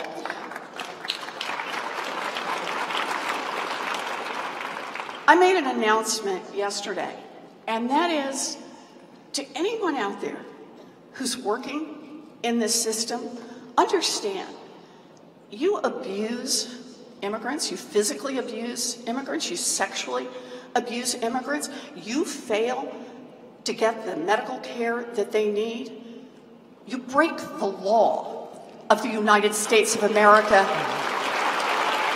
And Donald Trump may be willing to look the other way, but President Elizabeth Warren will not.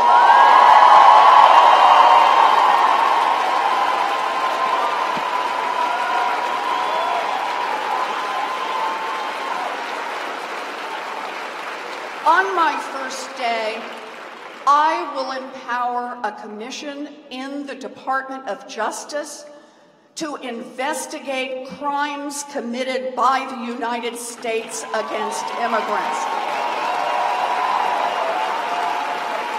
Know this now. Thank you, Senator. We have a question from a local community activist named Kendra.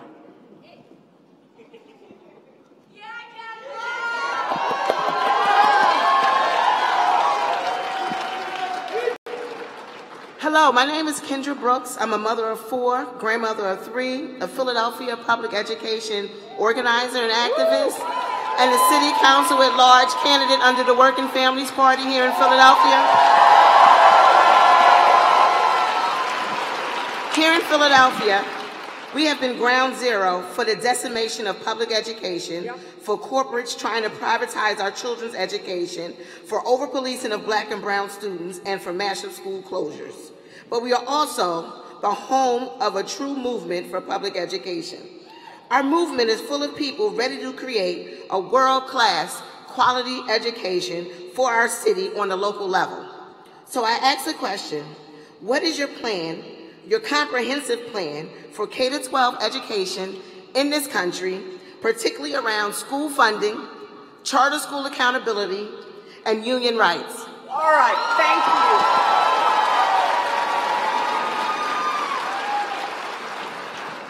I just want to start this one, Kendra, by saying I've known what I wanted to do since 2nd grade, and I've never varied from that. Okay, you're laughing. You didn't decide till 3rd grade. I get it. I wanted to be a public school teacher. So can we hear it for America's public school teachers?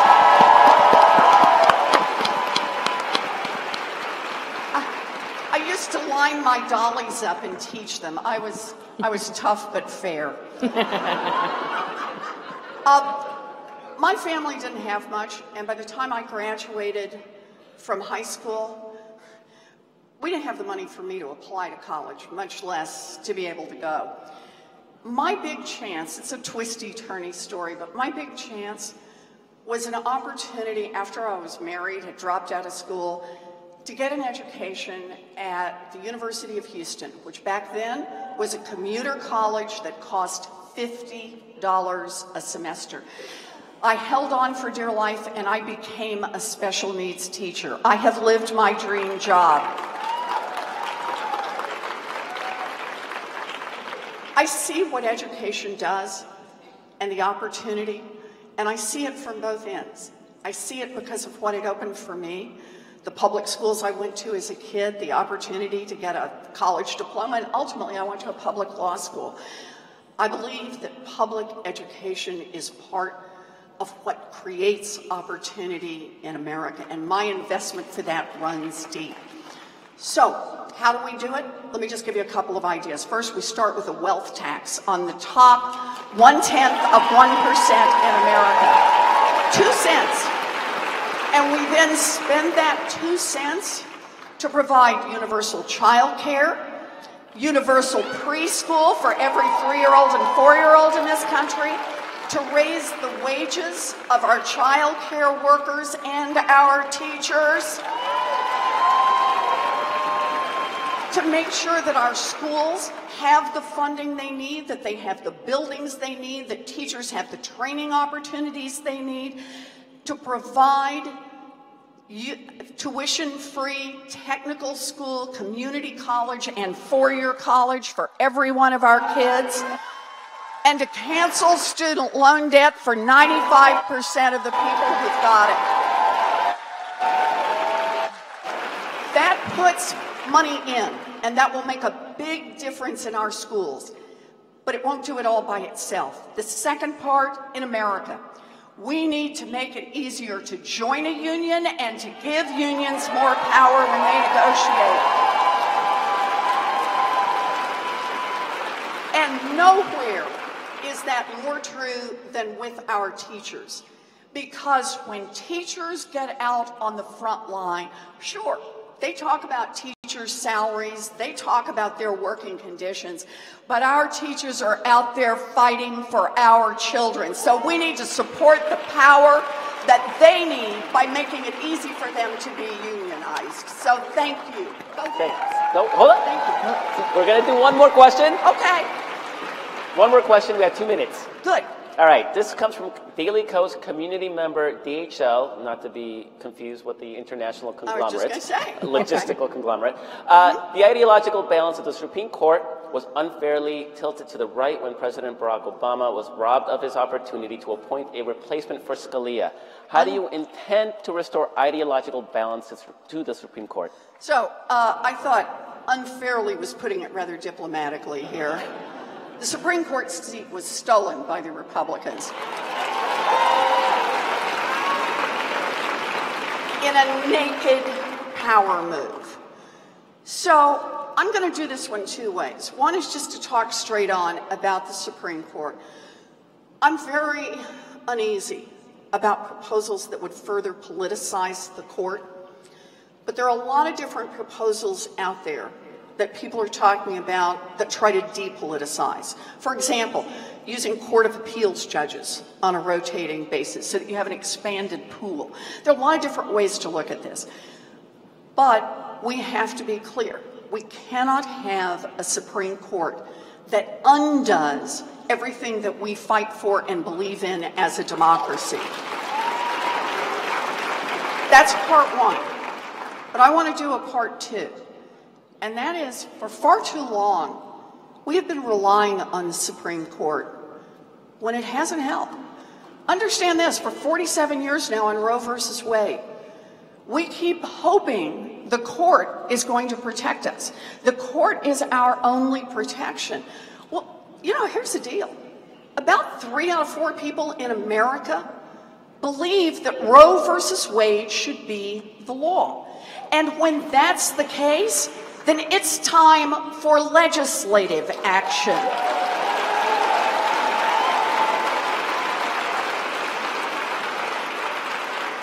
We can take decisions in the Supreme Court that are not decisions that strengthen our democracy, that are not in line with what most people believe, and we can take them to Congress. Now, that's true on political gerrymandering. It's true, yeah. It's true on protecting our unions. It's true. Here's the deal. I say it this way. People talk about a progressive agenda, but understand this. The progressive agenda, raise wages, give unions more stay in the fight. What was that?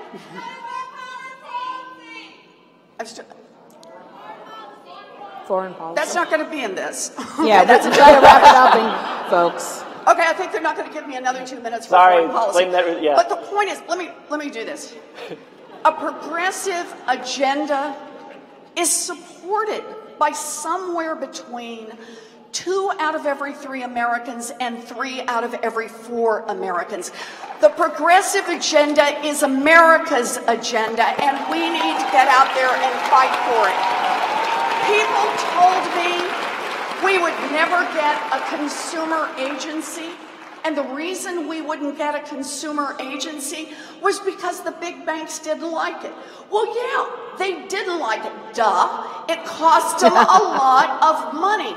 But the point is, they spent $1 million a day for over a year to fight that consumer agency and other financial reforms.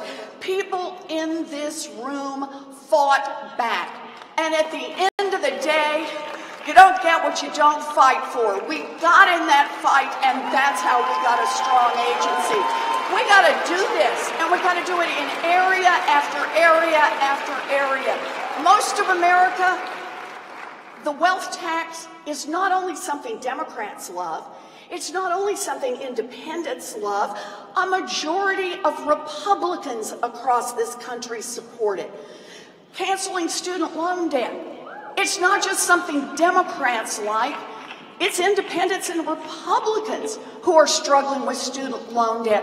We have a chance to realign politics in this country, and it starts by getting in the fight for the things we believe in. So let's make some Thank you, Senator Warren, for being with us today.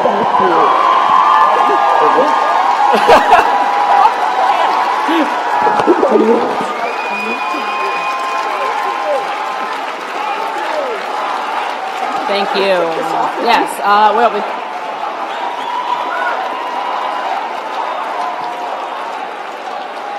Netroots Nation, please welcome Governor Jay Inslee. Governor, it's such a pleasure. Yes, thank you for being here. Yes. Right there.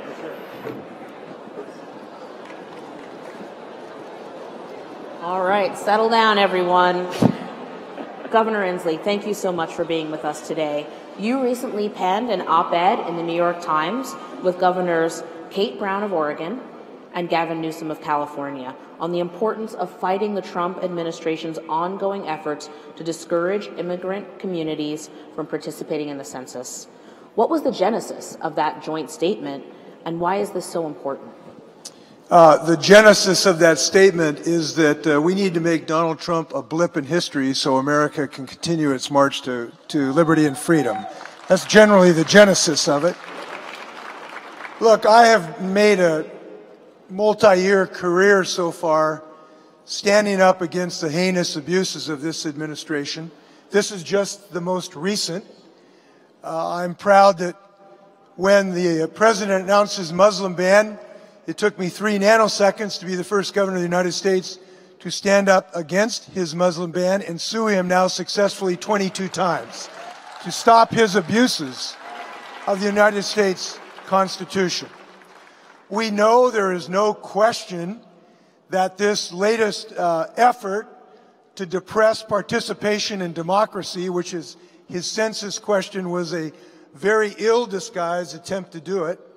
It was so poorly camouflaged that even this Supreme Court caught him with his hand in the cookie jar. And I'm glad that we are going to prevail on this ultimately. I'm glad that we are going to go on and to win comprehensive immigration reform ultimately.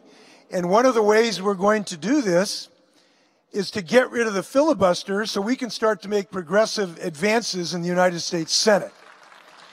And I say that, by the way, I want to thank Senator Warren. It's funny, Senator Warren is the only senator who has joined my call to end the filibuster. We need to end the filibuster so that we can protect the dreamers. These are some of the most ambitious people in my state.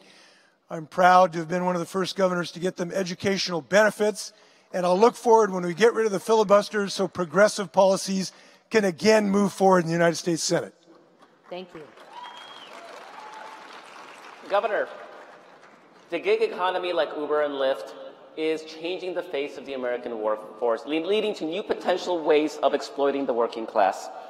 The Republican Senate and the Supreme Court remain hostile to organized labor. Armand Danilevsky wants to know, the decline of labor unions is considered by most economic scholars to be a major factor in increasing income inequality. What, if anything, would you do to revitalize American labor unions? I was pretty shocked that at the first Democratic debate, there was only one candidate who talked about the primacy and the importance of the union movement in the United States. And here's what I fundamentally believe.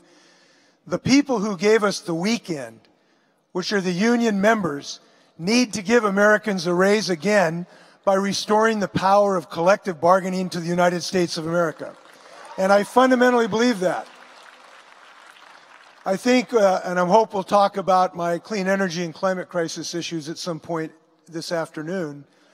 But as we build a new clean energy economy in the United States, we must rebuild the union movement so that these new millions of jobs in clean energy are union jobs so we can finally get a pay raise for the half of Americans who are producing more every single hour and day. They ought to be able to be benefiting by their productivity increases, not just the millionaire class. And when I am President of the United States, we will have a new suite of collective bargaining laws so we can regain the primacy of unions in the United States of America. That's what we're going to do. Thank you. It's time for a local question from Amanda.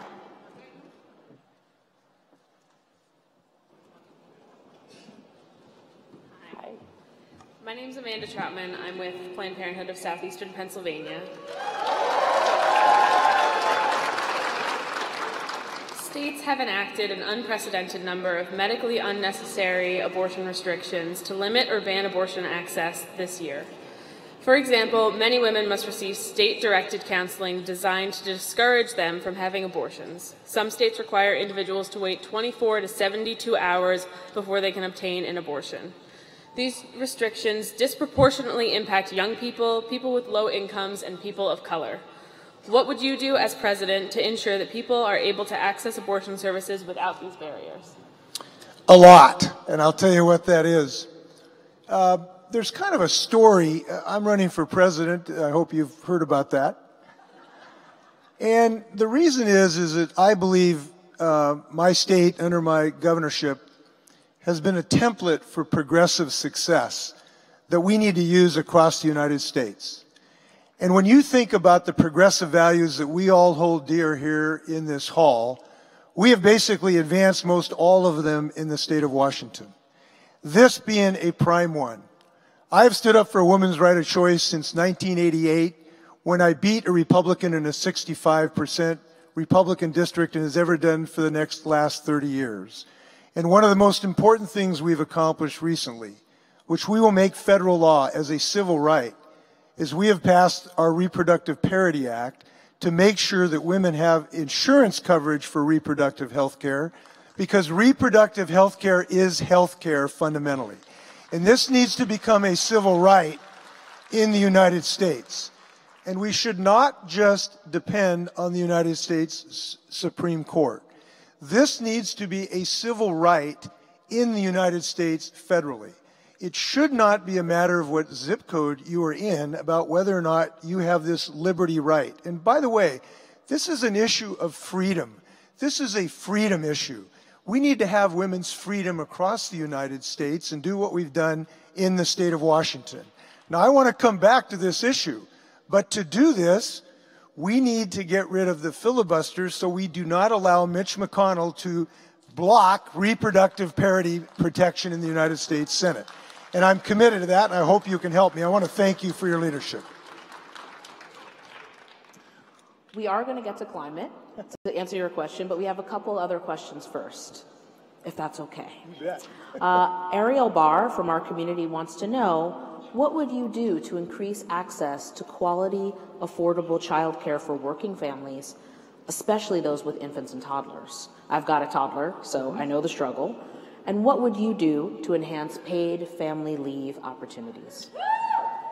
Well, again, in talking to Amanda, there is a little refrain, is that we have visions and we have success, and we've had both in the state of Washington in this regard. I believe fundamentally that we have had a transition in our workforce, both with the advent of finally women being equal. And by the way, we are very radical in the state of Washington. We think women should get paid the same as men for the same hour of work. And that's why we've passed probably the best gender pay equity plan in the United States. So the boss can't secretly pay the men more than women. But in answer to your question, what we have done in the state of Washington is recognize the importance of families. Look, progressive values build economies. So we have developed and implemented the most robust, comprehensive family and medical leave law in the United States. Now, Donald Trump would tell you, if you do that, it will hurt your economy. Businesses will flee. Well, look at our experience in Washington State. We have adopted the best family medical leave law in the United States. We have adopted the highest minimum wage in the United States. We have, in the last 12 months, I fought for and won the largest educator pay increase, 31% in the United States. We have developed what the New York Times called a game changer in how we provide financial aid to our college students, best in the United States. And importantly, I'm proud that I was the governor who signed the first net neutrality law in the United States as a statute, something I'd worked on for over a decade. Now, what I'd like to point out, when you listen to Donald Trump and the Republicans, if you adopt progressive values, if you adopt economic measures that will build the middle class, rather than having the trickle-down theory, it will ruin your economy. Well, guess what progressive values get in the state of Washington? The highest GDP growth, the fastest wage growth, the best place to do business, and according to Oxfam, the best place to be an employee. Progressive values means economic growth, and Washington State has demonstrated that. And I think that will be particularly handy being on the debate stage against Donald Trump and says, you're wrong, Donald Trump. Building a middle class means economic growth. That's what we do. Now, your other question about childcare, one of the things that is not technically childcare, but it is very important, and I believe this since 1989. I've been fighting for early child education since 1989. And I'm proud to tell you that we now have, since I've been governor, 48,000 children have early childhood education and full-day kindergarten.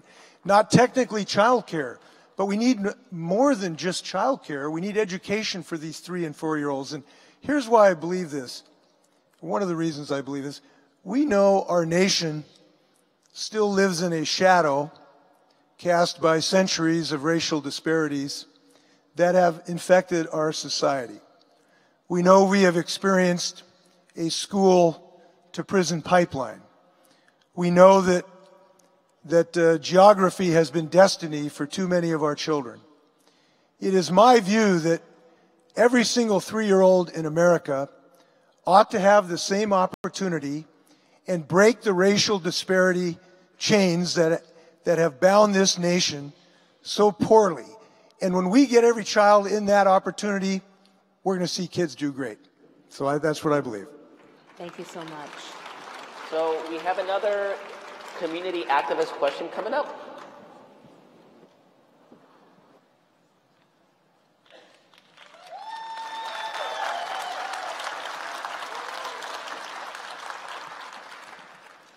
Governor Inslee, my name is Herman Parodi, and I'm with Philly Adapt.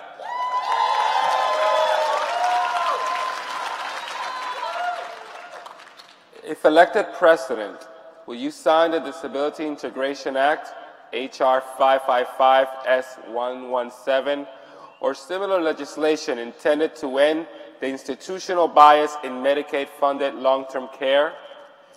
And what will you do to protect and expand the Affordable Care Act and its pre-existing condition coverage so that millions of Americans have access to quality health care and long-term services and supports in their home and community?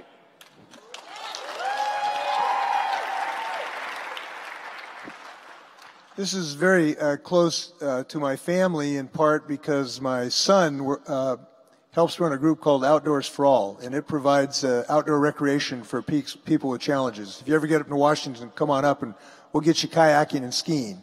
I think you'll enjoy it. But to do that, we've got to have the right laws. So we've got a law that will protect people with disabilities in this regard. So yes to your first question. On your second question, this is a matter of protection of people of all abilities, no matter what your abilities or challenges are. Because it's time to take the next step forward to protect people, pre-existing conditions and otherwise. The first thing to do is to protect our existing health care. But we need to move, as we know, and all of us agree on this, to universal health care. And I've been very active in this regard.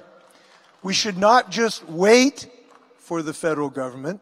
We have taken the position in Washington that we need to lead the United States, and Washington State is leading Washington, D.C. I'm proud to tell you that I've signed the first public option bill in the United States history so that we can have people have a state-sanctioned health care program.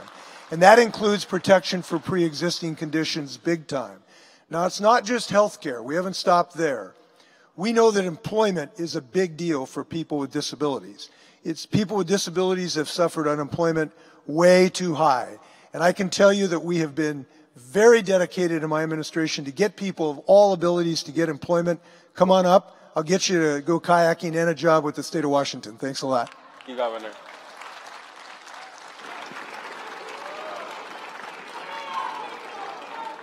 So, Governor, we were just testing you to see if you could talk about something that wasn't climate change. And now, this is your opportunity to talk about the issue that's dear and near to your heart. And clearly, we're seeing sort of some of those effects of catastrophic climate change once again in New Orleans.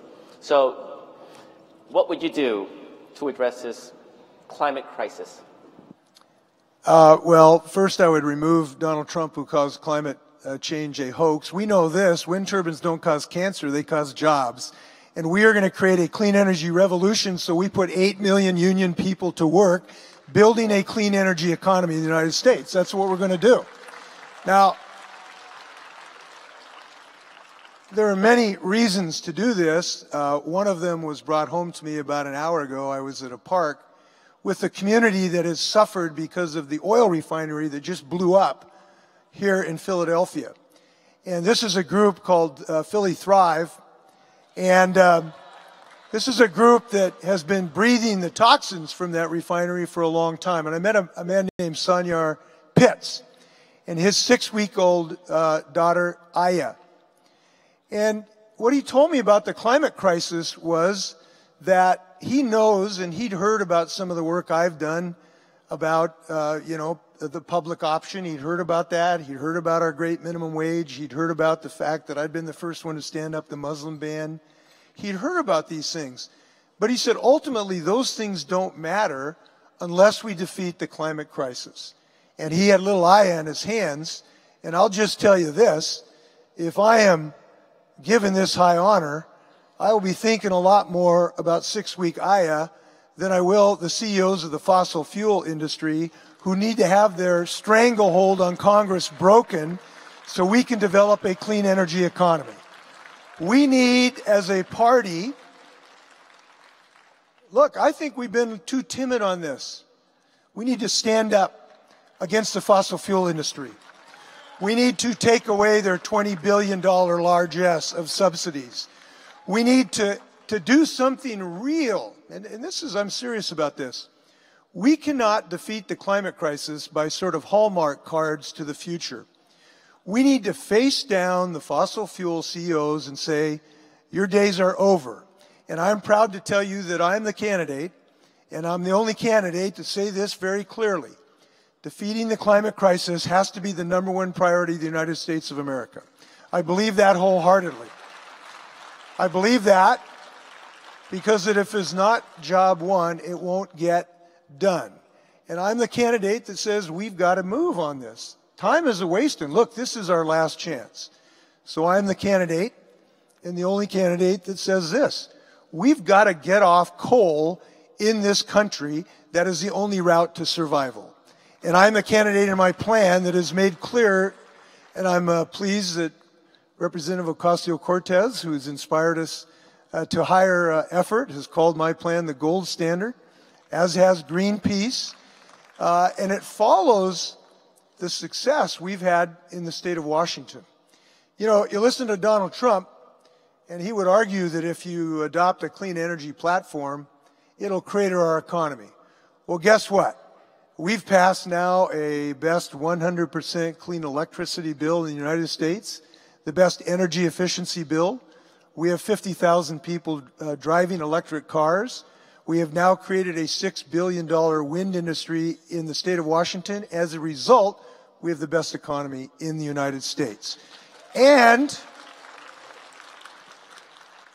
this is not just an economic opportunity. It is an electoral necessity.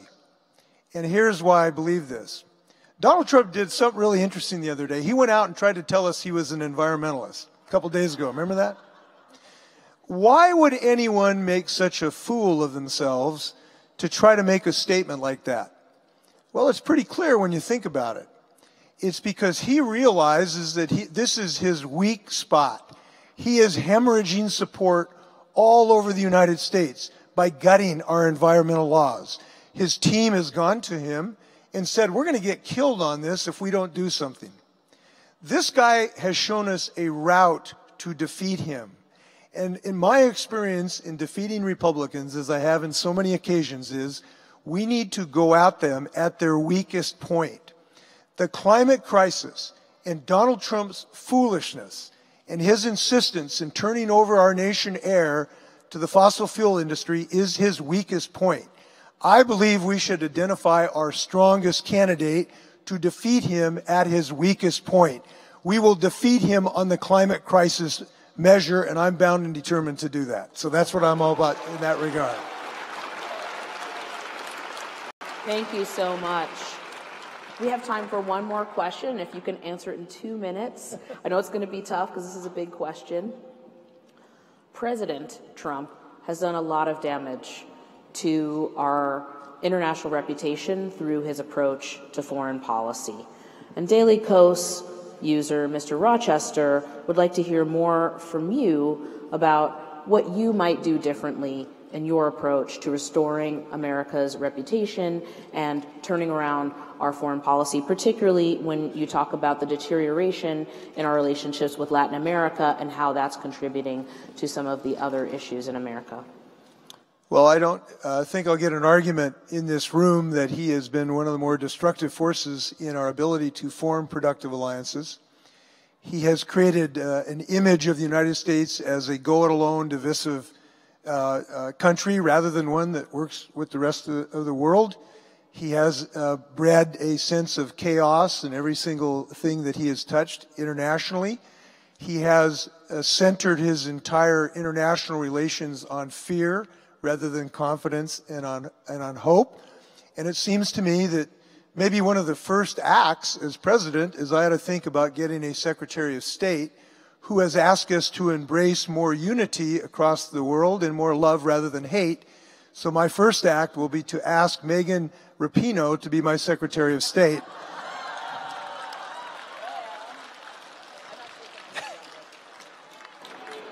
I haven't asked her yet, so this could be a surprise to her.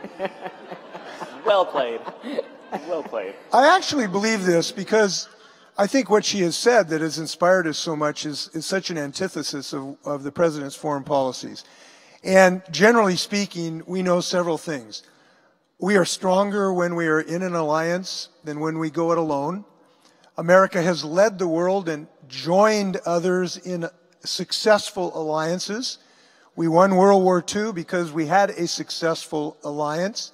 Donald Trump would have ticked off England and Australia and Canada in the middle of World War II. That's the nature of his tradition. And the reason for this is deeply embedded in his insecurity. He fundamentally believes that for him to win, somebody else has to lose. And that has infected our foreign policy. So we need to rebuild an international alliance, certainly against the climate crisis. We obviously need to get back in the Paris Agreement, and more because we need more. We need Paris 2.0. We need to rejoin the world and not allow the movie I saw years ago when George Bush was beating the drums of war, and now Donald Trump has some of that same crew in his administration. I was an adamant opponent of the Iraq War, and now I'm an adamant opponent of Donald Trump's effort to breed instability in that region. We need to reinstitute the perfectly good agreement we had with Iran, prevent them from becoming a nuclear power, and avoid another unnecessary war in the Mideast. That's what I believe. I believe that we should reinstate our alliances with the rest of the world to slowly put more pressure on North Korea to prevent them becoming a nuclear power. And I believe this, and this is important, and maybe Marcos will think this is a common refrain, but it is an important one. One of the greatest national security threats we face as a nation is the climate crisis. The Pentagon has told us this. The intelligence community has told us this. Because if we do not act, this is going to cause mass migrations that are already happening across the globe. We know that starvation due to the drought in North Africa had destabilized nations and led partly to some of the political instability and warfare. We know that we have climate refugees on our border today.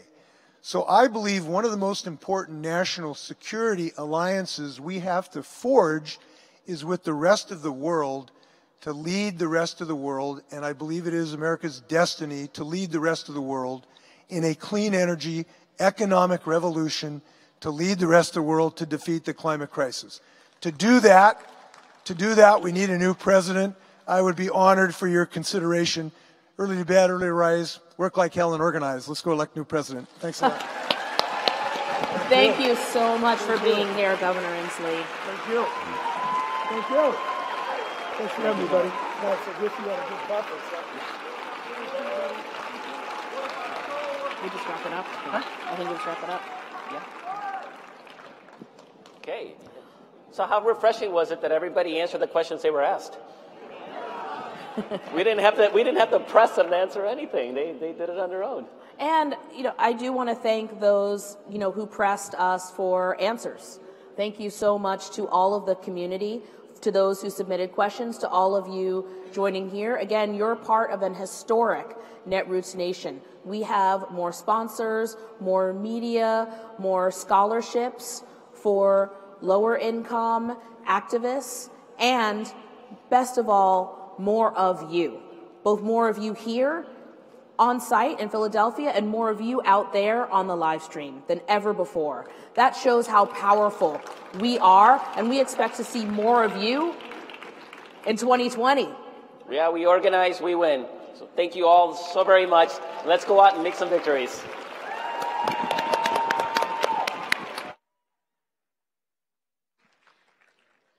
Thank you, Netroots Nation. We'll see you in Denver, and don't forget to tip your housekeeper.